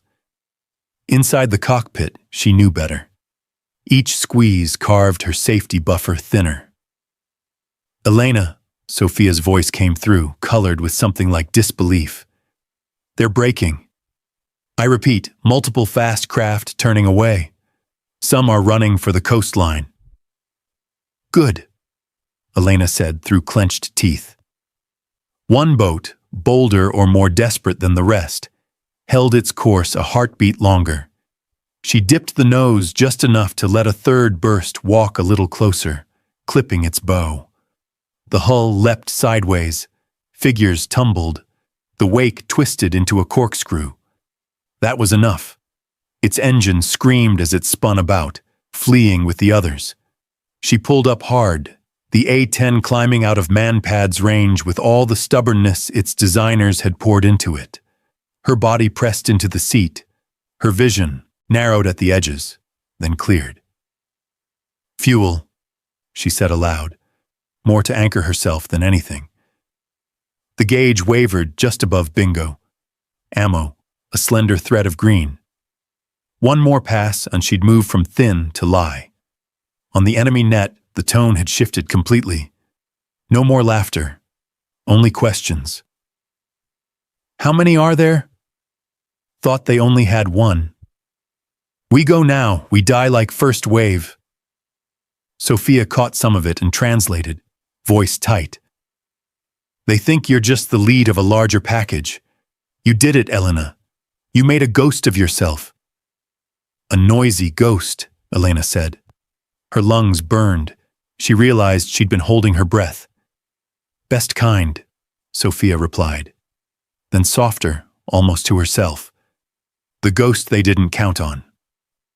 Bornholm cut in, Weber's voice regaining its familiar iron. "Valkyrie, state fuel and ordnance." She looked once more at the gauges. This time she didn't flinch from the truth. "Fuel 3.8, she said. "GIU low enough to call it morale rounds only. No meaningful weapons remaining. I am Winchester and at bingo. Request RTB." There was the briefest pause, and she heard what she'd expected. The disappointment, the unspoken "we will talk about this later." But there was something else too, a begrudging acknowledgement. "RTB approved," Weber said. "You've done what you can. Come home." She banked away, leaving behind a scatter of white wakes retreating toward the shore, and a fleet that, for the first time in hours, did not have a threat charging straight at it. The A-10's engines droned steadily as she pointed the nose toward Bornholm. The sea stretched out beneath her, wide and indifferent. Somewhere out there, debris still floated around a shredded life raft. Smoke still rose over a coastal village. She had not sunk every enemy boat. She had not saved every raft. She had not stayed within every line on the fuel and ordnance charts. But for a few minutes, in the blind spot behind an island, she had become something larger than the sum of her gauges. A rumor with teeth, loud enough to shove death back toward the shore. It would have to be enough. The debrief room was windowless and overlit, the kind of space designed to make time feel both compressed and endless. A long table dominated the center. A screen glowed at one end, frozen on an image of the Baltic seen through a gun sight. A carafe of coffee sat untouched, its surface already filmed over. Elena sat in her flight suit, harness straps loosened, helmet on the chair beside her. Dry salt streaked the fabric where sweat had evaporated. She felt hollow, as if the last few hours in the air had burned out everything but a thin shell held together by habit. Across from her sat three people. Commander Ingrid Dahl from NATO's Maritime Command, a legal officer in neat navy blue, an air operations colonel whose name she'd already forgotten, and a younger staff officer tasked with driving the playback controls. Maji Weber stood near the wall, arms folded, expression carefully impassive. "Captain Markova," Dahl said, her English precise, "we're going to walk through key events from your sortie. This is a fact-finding debrief, not a disciplinary board. Yet." She allowed herself the smallest ghost of a smile. "Your candor is expected and appreciated." Expected, Elena thought. Appreciated remained to be seen. The staff officer tapped a key. The frozen image on the screen lurched into life. Her HUD view as she'd rolled in on the fast boat using the life raft as cover. Green symbology danced at the edges, altitude and speed ticking by. The orange dot of the raft bobbed at the bottom of the frame, the boat's wake a jagged line behind it. "Event timestamp 1024Z, the colonel said. "Engagement of fast attack craft in proximity to friendly life raft." They let the clip run. She heard her own voice, tinny over the cockpit mic. "Jiao hot, in hot." Then the bellow of the gun, reduced by compression to a dull staccato. Rounds tore the water, the boat folded, the raft vanished under the spray. They froze the frame mid-burst, tracer arcs suspended in a lethal veil. "ROE at this time?" Dahl asked without looking away. "Self-defense and defense of Allied vessels authorized with positive identification," Elena recited. "No fires within 2 nautical miles of the hospital ship, and avoid engagements likely to strike survivors whenever feasible." "Was it feasible to avoid striking the raft?" the colonel asked. Elena studied the screen. From this vantage, removed, paused, safe, it was tempting to pretend there had been more room in the geometry than she remembered. "No," she said. "Not if I wanted to stop the boat before it entered the hospital ship's no-fire ring. Any delay would have taken both into that protected zone. At that point, any shot was prohibited." "So you elected to fire despite probable risk to survivors," Dahl summarized. "Yes." The word felt heavy. "I tried to bracket the boat, place the main dwell of fire just forward and walk it back. But at this range and angle, dispersion made collateral on the raft a significant likelihood." "Significant likelihood," the colonel repeated. "Quantify." "More than 50%, Elena said after a beat. "Less than certain. I did not have numbers, just a picture." Dahl made a note. "Would you make the same choice again?" she asked. Elena's first instinct was to say yes, to wrap the whole moment in clean necessity. But the memory of orange canvas and flailing arms refused to stay abstract. "I don't know," she answered. "I know that if I hadn't fired, and the hospital ship had taken a hit, we'd be having a different conversation. I also know I may have killed people who had already survived the first attack. Both of those are true. I don't have a version of that run that feels clean." Silence pooled briefly. Weber shifted his weight against the wall, but said nothing. They moved on. The screen cut to the coastal village, the camouflage truck under its net, the missile strike blooming near the barn. On the audio, her voice sounded flatter, more controlled. "Eagle reports tubes.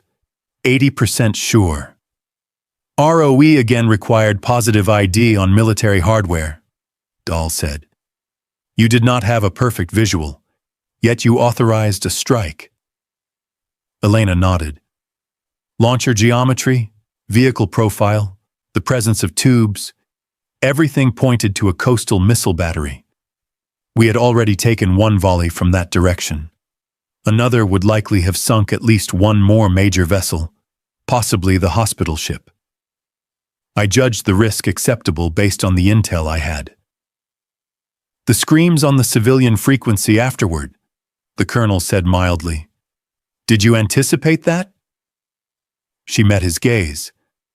I anticipated collateral damage. I did not anticipate the specific way it would sound. Dahl's pen paused. Would you phrase your confidence level differently for the record? The colonel asked. Perhaps highly confident in view of the outcome? He was offering her a narrative, she realized, a way to sand down the edges. No, Elena said. 80% feels honest. The outcome doesn't retroactively change what I knew at the time, or what I didn't. Weber's jaw tightened. The colonel exhaled, mildly irritated. Dahl's expression, if anything, softened by a fraction. They rolled footage again. This time, her fuel state readout in the corner ticked against the audio of her fuel calls. At 11:03 Z, Dahl said, you reported fuel 4.3. Telemetry shows 4.1. Later, you acknowledged 3.9 after earlier stating higher. Explain. Elena stared at the numbers. The lie was right there, clinical and small. I extended on station beyond my initial bingo to cover a potential gap in air support, she said. I believed the fleet remained at risk of a second wave, especially in the radar shadow. I also believed that if I requested permission to stay with accurate fuel, I would be denied. So you lied, the colonel said. Yes, she answered. I did. Dahl's gaze sharpened. Are you aware that falsifying fuel state can constitute grounds for administrative action, up to and including loss of flight status? Yes, Elena said again. The words came easier with repetition. I'm also aware that those 5 minutes revealed the staging area for a second wave of boats that had been invisible to the task force. Breaking their morale prevented an immediate renewed assault. You're making an outcome-based defense, the colonel said. I'm explaining context, she replied. I'm not claiming it was right, just that it wasn't reckless for its own sake. Weber finally spoke. She's telling you she knew she was crossing a line and did it anyway because she believed the tactical payoff justified the risk. His tone was flat. I don't endorse the method, but the effect is on your own charts. Dahl glanced at him, then back to Elena. For the record, Captain, do you consider all of your decisions today fully defensible under ROE? It would be so easy, Elena thought, to say yes, to pretend that necessity erased ambiguity, to align herself with the story already forming outside these walls, headlines whispering about a lone A-10 turning the tide. No, she said quietly. Some of my calls were less than certain, legally arguable, morally compromised. I can walk you through the tactical math, but I can't pretend there weren't other paths, or that I'll sleep well with all of them. Dahl's pen hovered, then moved. The colonel frowned. Weber closed his eyes briefly, as if absorbing a blow on her behalf. The door opened, and Sophia slipped in, still in smoke-stained gear, bandage at one temple. Apologies, she said. Flag JTAC Lieutenant Rossi reporting as requested. Lieutenant, Dahl said, we're examining Captain Markova's adherence to ROE and the factual basis for her engagements. Sophia glanced at the frozen image on the screen, then at Elena. Then I'll save you some time, she said. From where I sat, her choices kept us afloat. Were they clean? No, there was no clean. But every time I gave her a picture, she acted in defense of the fleet, not herself. You're aware that supporting her account may implicate your own? The colonel asked. I am, Sophia said. We were both in that noise. We both own it. Dahl closed her notebook. That's enough for today. We'll continue with written supplements. You are both released to quarters, pending further tasking." As they filed out, Weber caught Elena's arm. "You just made my life hell with your honesty," he murmured. "You know that?" "Yes, sir," she said. He studied her a moment, then added softer, "Doesn't mean I'd trade you for someone who could tell a prettier story." Outside the debrief wing, a television in the corridor ran a news channel on mute.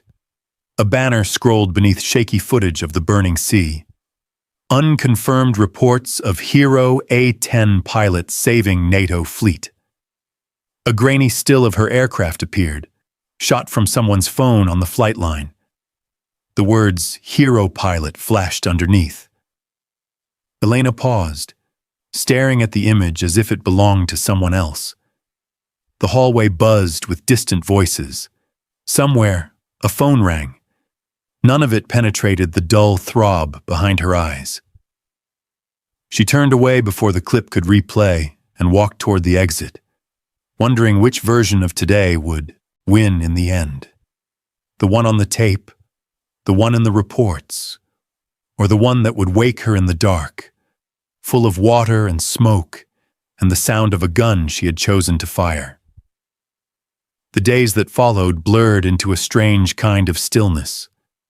The fires at sea had been reduced to smoke smudges on distant news clips.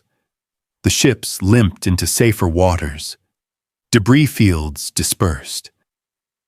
But inside Bornholm's administrative maze, nothing seemed to move at all.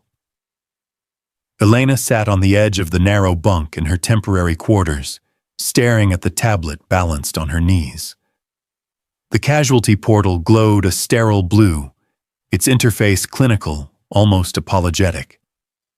"Access limited, status pending. Please refer to official notification channels." She scrolled through what she was allowed to see. Consolidated numbers, anonymized graphs, neat pie charts showing survived, missing, KIA. A separate tab for the coastal village, labeled civilian impacts, promised a more detailed assessment at some undefined future point. No names, no specific events tied to specific lives, just aggregates. Her own name appeared in a different section, under key personnel involved in incident. The line beside it read, "Status, cleared for limited duty, pending full review." She closed the tab and leaned back against the wall, eyes closed. The roar of the GAU-8 still lurked at the edges of her hearing, ready to surge forward whenever the room went too quiet. A chime sounded at the door. She opened her eyes, throat tightening. "Come in." Sophia slipped inside, closing the door with a careful click. She'd traded smoke-stained gear for a clean uniform, but bruises shadowed one cheekbone and fatigue pooled under her eyes. A data slate was tucked under her arm. "You look like you've been staring at a wall for hours," Sophia said. "A screen," Elena corrected. "But yes." Sophia set the slate on the small desk and sat opposite her on the bunk, knees almost touching. For a moment, neither woman spoke. "They're not giving you names yet," Sophia said eventually. It wasn't a question. "Just numbers," Elena replied. "Graphs. We saved X, lost Y. Very reassuring." She rubbed at her eyes. No breakdown by killed by enemy versus killed by complicated geometry. Sophia's gaze sharpened.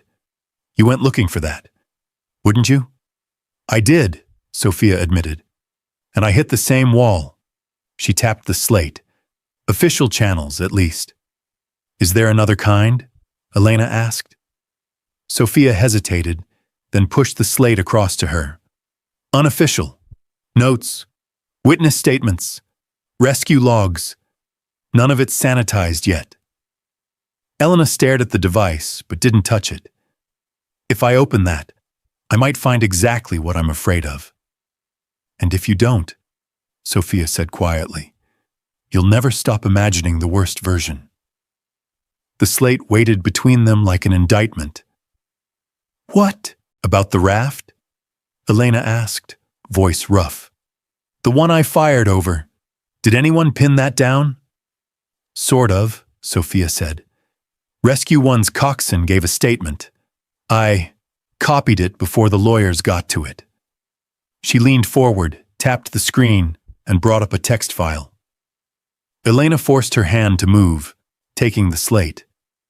The report was blunt, the way frontline accounts usually were. Timings, bearing, sea state.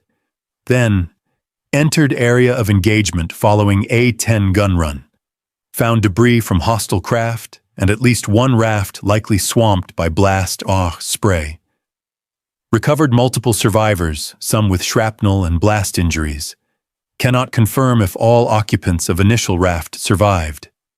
Visibility was poor. Bodies in water mixed from different assets. Coxswain's assessment. Hostile craft neutralization prevented further casualties on hospital ship approach and allowed rescue within minutes rather than after missile impact. Elena read it twice, then a third time, looking for the sentence that would either damn or absolve her. It wasn't there. Just multiple survivors, cannot confirm, mixed from different assets. They lived because you ended it fast, Sophia said.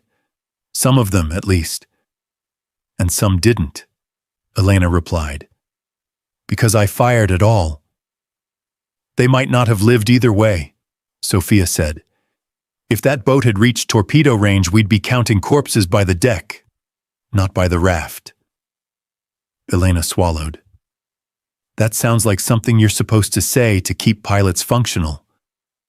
It's something that's true, Sophia said. And something I have to believe, or I'll start questioning every grid I ever read into a radio.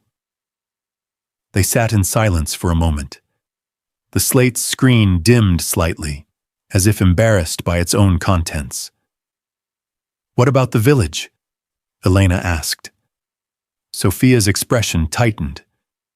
There are confirmed civilian casualties, she said. The blast radius was bigger than we hoped. The trucks were what we thought they were, but the barn... She exhaled. Some of them were sleeping inside. That's in there too, if you want to read it. Elena's finger hovered over the folder icon, then drew back. Not yet. Whenever you're ready, Sophia said. Or never. You're allowed to not open every door. Am I? Elena asked. Feels like I opened all the wrong ones already. Sophia didn't answer. Instead, she reached out and rested her hand lightly on Elena's forearm, a small anchor in the drifting moment. Another chime interrupted them, this time from Elena's own tablet on the bedside shelf. A new notification banner crawled across the screen. Status update, NFS Helena crew. Her heart slammed against her ribs. She grabbed the device, thumb stumbling on the unlock pattern. A list appeared. Rows of names, statuses in green, yellow, and red. Her eyes jumped down the column, skipping over ranks, scanning, for one particular cluster of letters. Markova, LT Anya, status, rescued, condition, stable, injured. Location, hospital ship NMS Solace. Elena's breath left her in a rush. Half laugh, half sob. The room swayed. She pressed her free hand to the mattress to steady herself. She's alive, she said, as if Sophia couldn't see the line from where she sat. She's alive. Sophia smiled, the first real one Elena had seen since before the attack. Then you get something most of us don't, she said. A chance to talk to the person you were trying to save. Elena looked back down at the slate, at the unresolved reports, the words cannot confirm, the folder about the village she hadn't opened. Yeah, she said softly. And a lot of explaining to do. Outside, somewhere beyond the base's perimeter, the Baltic rolled on, indifferent. On its surface, wreckage still drifted. Under its skin, truths remained murky. But on a white ship anchored in that gray water, one person Elena loved was breathing. It wasn't closure, but it was a direction. The hospital ship's passageways were too clean, Elena thought. The air smelled of antiseptic and filtered sea breeze, a far cry from the burnt metal and salt she still tasted when she closed her eyes. Fluorescent lights hummed overhead, throwing a flat glare over white bulkheads and neatly stenciled compartment numbers. A corpsman led her down the ward, boots muffled by rubber flooring. Behind privacy curtains, voices murmured, accents from half a dozen nations, the soft clink of IV stands, the mechanical sigh of ventilators. "Lieutenant Markova is in this section," the corpsman said, stopping by a half-drawn curtain. "She's conscious, cleared for visitors. Try to keep it short. She tires easily." "Understood," Elena replied. Her voice came out lower than she expected. The corpsman nodded and moved on. For a moment, Elena simply stood there, staring at the curtain as if it were a blast door. She'd rehearsed the conversation on the flight over. How she'd start with a joke. Something about Anya always finding elaborate ways to get out of boring duties. How she'd gradually steer toward the harder parts, what she'd done, what she hadn't. Every version fell apart before she could even lift a hand. Finally, she pulled the curtain aside. Anya lay propped up on a narrow bunk, one arm in a sling, a bandage wrapping her forehead, another peeking from under her hospital gown near her ribs. Bruises bloomed along her collarbone in spreading blues and yellows. An IV line trailed from her hand to a pump ticking softly at her bedside. For a heartbeat, Elena saw her as a child again, sitting on the edge of a bed after some minor fall, indignation and tears mixing, insisting she was fine. Now, Anya's eyes opened and focused. Recognition flared, followed by something more complicated. "Captain," she said, voice rough but steady.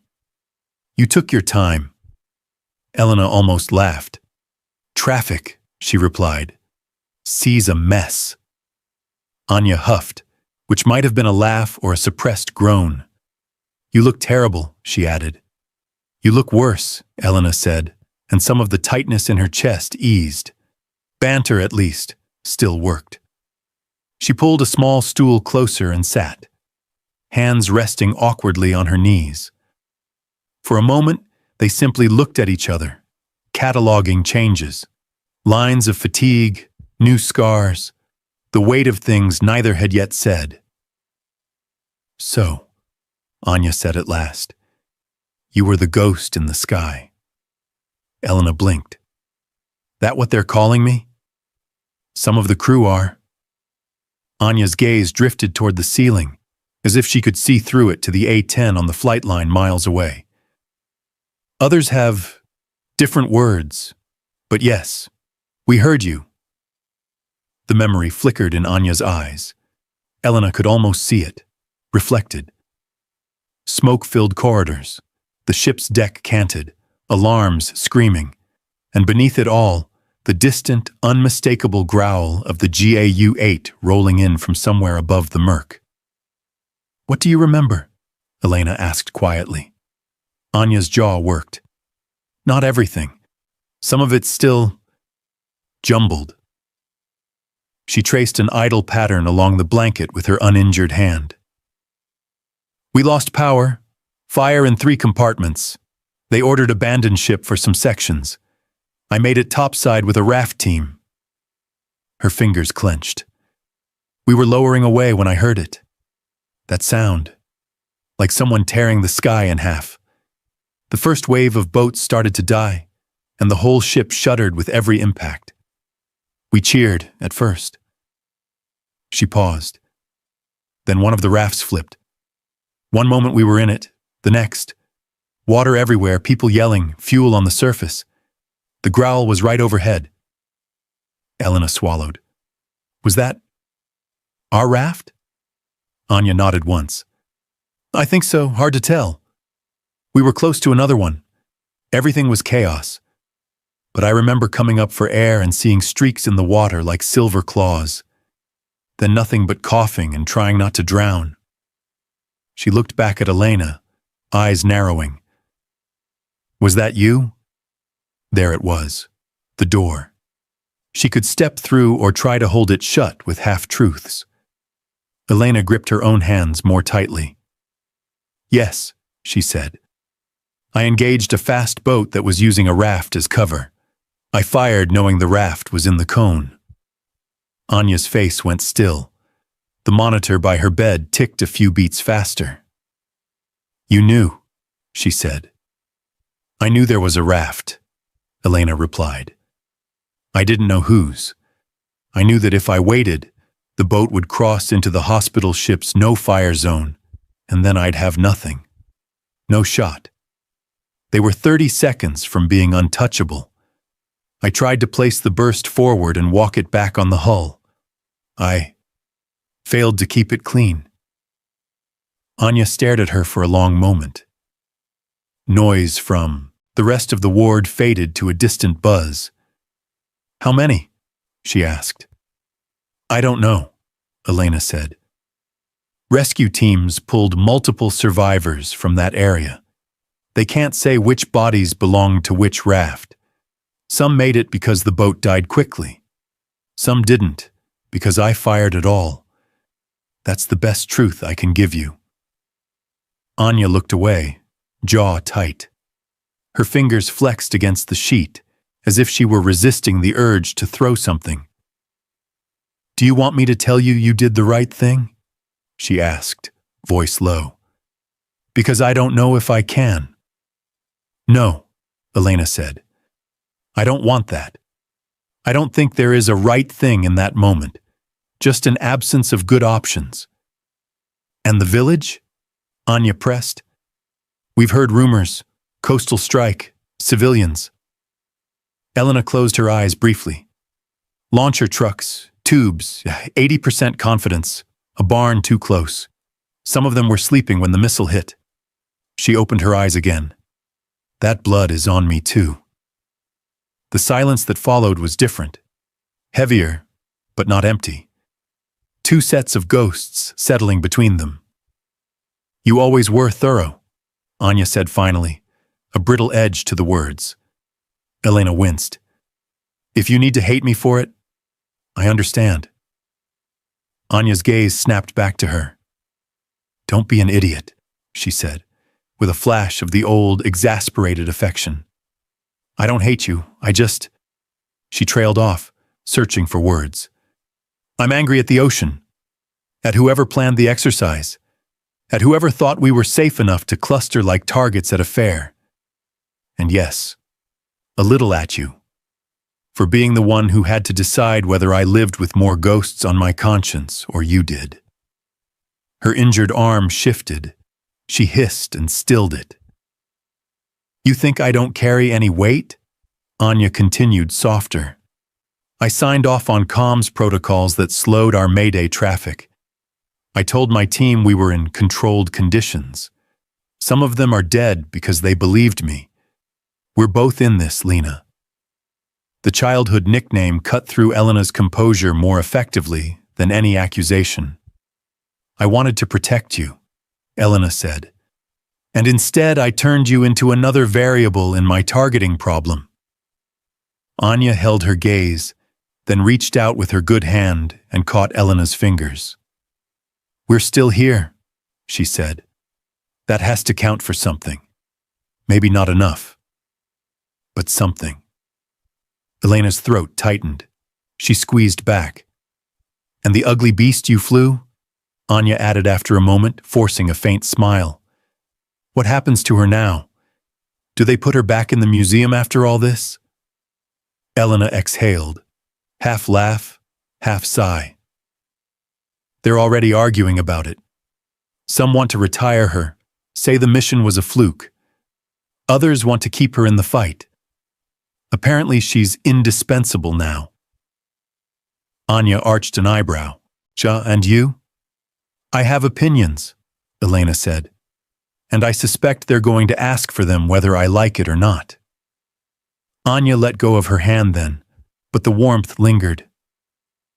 Then don't let them write only the clean parts, she said. Make them remember the life rafts and the villages, too. Elena nodded slowly. Outside the porthole, the sea shifted, gray-green and restless. We're still here, she echoed. So I suppose that means the argument isn't over yet. The conference room this time had windows. From the top floor of the headquarters building, Elena could see the runway stretching away toward the Baltic, the gray strip of sea beyond it, and, small but unmistakable, the huddled shape of her A-10 parked near the far hangar. Even at this distance, the aircraft looked a little scuffed, panels replaced in odd shades, a fresh patch of paint over a cluster of new inspection marks. Captain Markova, the chair of the review panel said, drawing her attention back inside. We're not here to relitigate the mission. That work is largely done. We're here to talk about what comes next. On the table in front of them lay a thick printed report, its cover stamped with too many acronyms. Someone had highlighted one paragraph in yellow. She could see it even from her seat at the end of the table. Specialized close air support platforms remain indispensable under certain conditions of degraded communication, contested environments, and mixed civilian-military terrain. The words were dry, careful, yet underlined with reluctant admiration. A civilian defense advisor cleared his throat. Your sortie has become a case study, he said. Some use it to argue that the A-10 should be retained and even upgraded. Others say it proves we're relying on a dinosaur to plug gaps that should never exist in the first place. Both can be true, Elena said. A few eyebrows rose. The chair gestured for her to continue. You don't need me to tell you that we shouldn't be surprised again like we were that day, she said. Better early warning, more flexible tasking, more resilient comms, yes. But until we live in a world where nothing ever fails and no fleet ever gets caught wrong-footed, you're going to need something that can fly low, see clearly, and stay when everything else has to leave. And pay the price for that proximity, one of the colonels noted. As you did. Elena didn't look away. Yes, it's not free. The advisor tapped the report. We can keep the airframe in service, he said. We can even modernize its sensors. But there's another question. What kind of training philosophy should surround platforms like this? Tactical excellence alone clearly isn't enough. His gaze slid to her. Your transcript is unusually frank about uncertainty and moral distress. He meant the part where she had written, "She less than certain," in the remarks column instead of necessary and correct. You want my opinion? Elena asked. That's why you're here, Captain, the chair said. She thought of life rafts and villages, of a coastal hillside and a barn too close to a launcher. Of Anya in her hospital bed, squeezing her hand and saying, "Don't let them write only the clean parts." Then you can't treat what I did as a heroic anomaly, Elena said. If you keep the A-10 or any KS platform, you have to train its crews for the decisions we actually face. Not just how to hit targets through clutter, but how to weigh incomplete information, how to function when every option is wrong, how to live with the after-action reports. That's philosophy, one officer said, faintly skeptical. That's survival, she replied. We run weapons employment sims. We need to run moral ones too. Build scenarios where there is no clean answer. Then teach pilots how to think, how to communicate, how to share the weight instead of pretending it isn't there. Silence settled. Outside, a transport taxied slowly past the windows, its engines a muted rumble. The chair closed the report with a quiet thud. "The recommendation," she said, "is to retain a reduced number of A-10 squadrons for the foreseeable future, modernized with focused roles. We'd like you, Captain Markova, to contribute to revising KS doctrine and training, possibly as an instructor pilot, if you choose to remain in the community." Weber, seated at the far end, shifted. "She's already told me her preference," he said. All eyes turned back to Elena. She hadn't realized he'd frame it that way, but she found that the answer had already settled inside her days ago, somewhere between the ward on Solace and the walk back to her bunk with Sophia's slate under her arm. "I'll stay with the A-10, she said. "If you'll have me. I'll teach whatever you ask me to teach, but I'm flying her again too."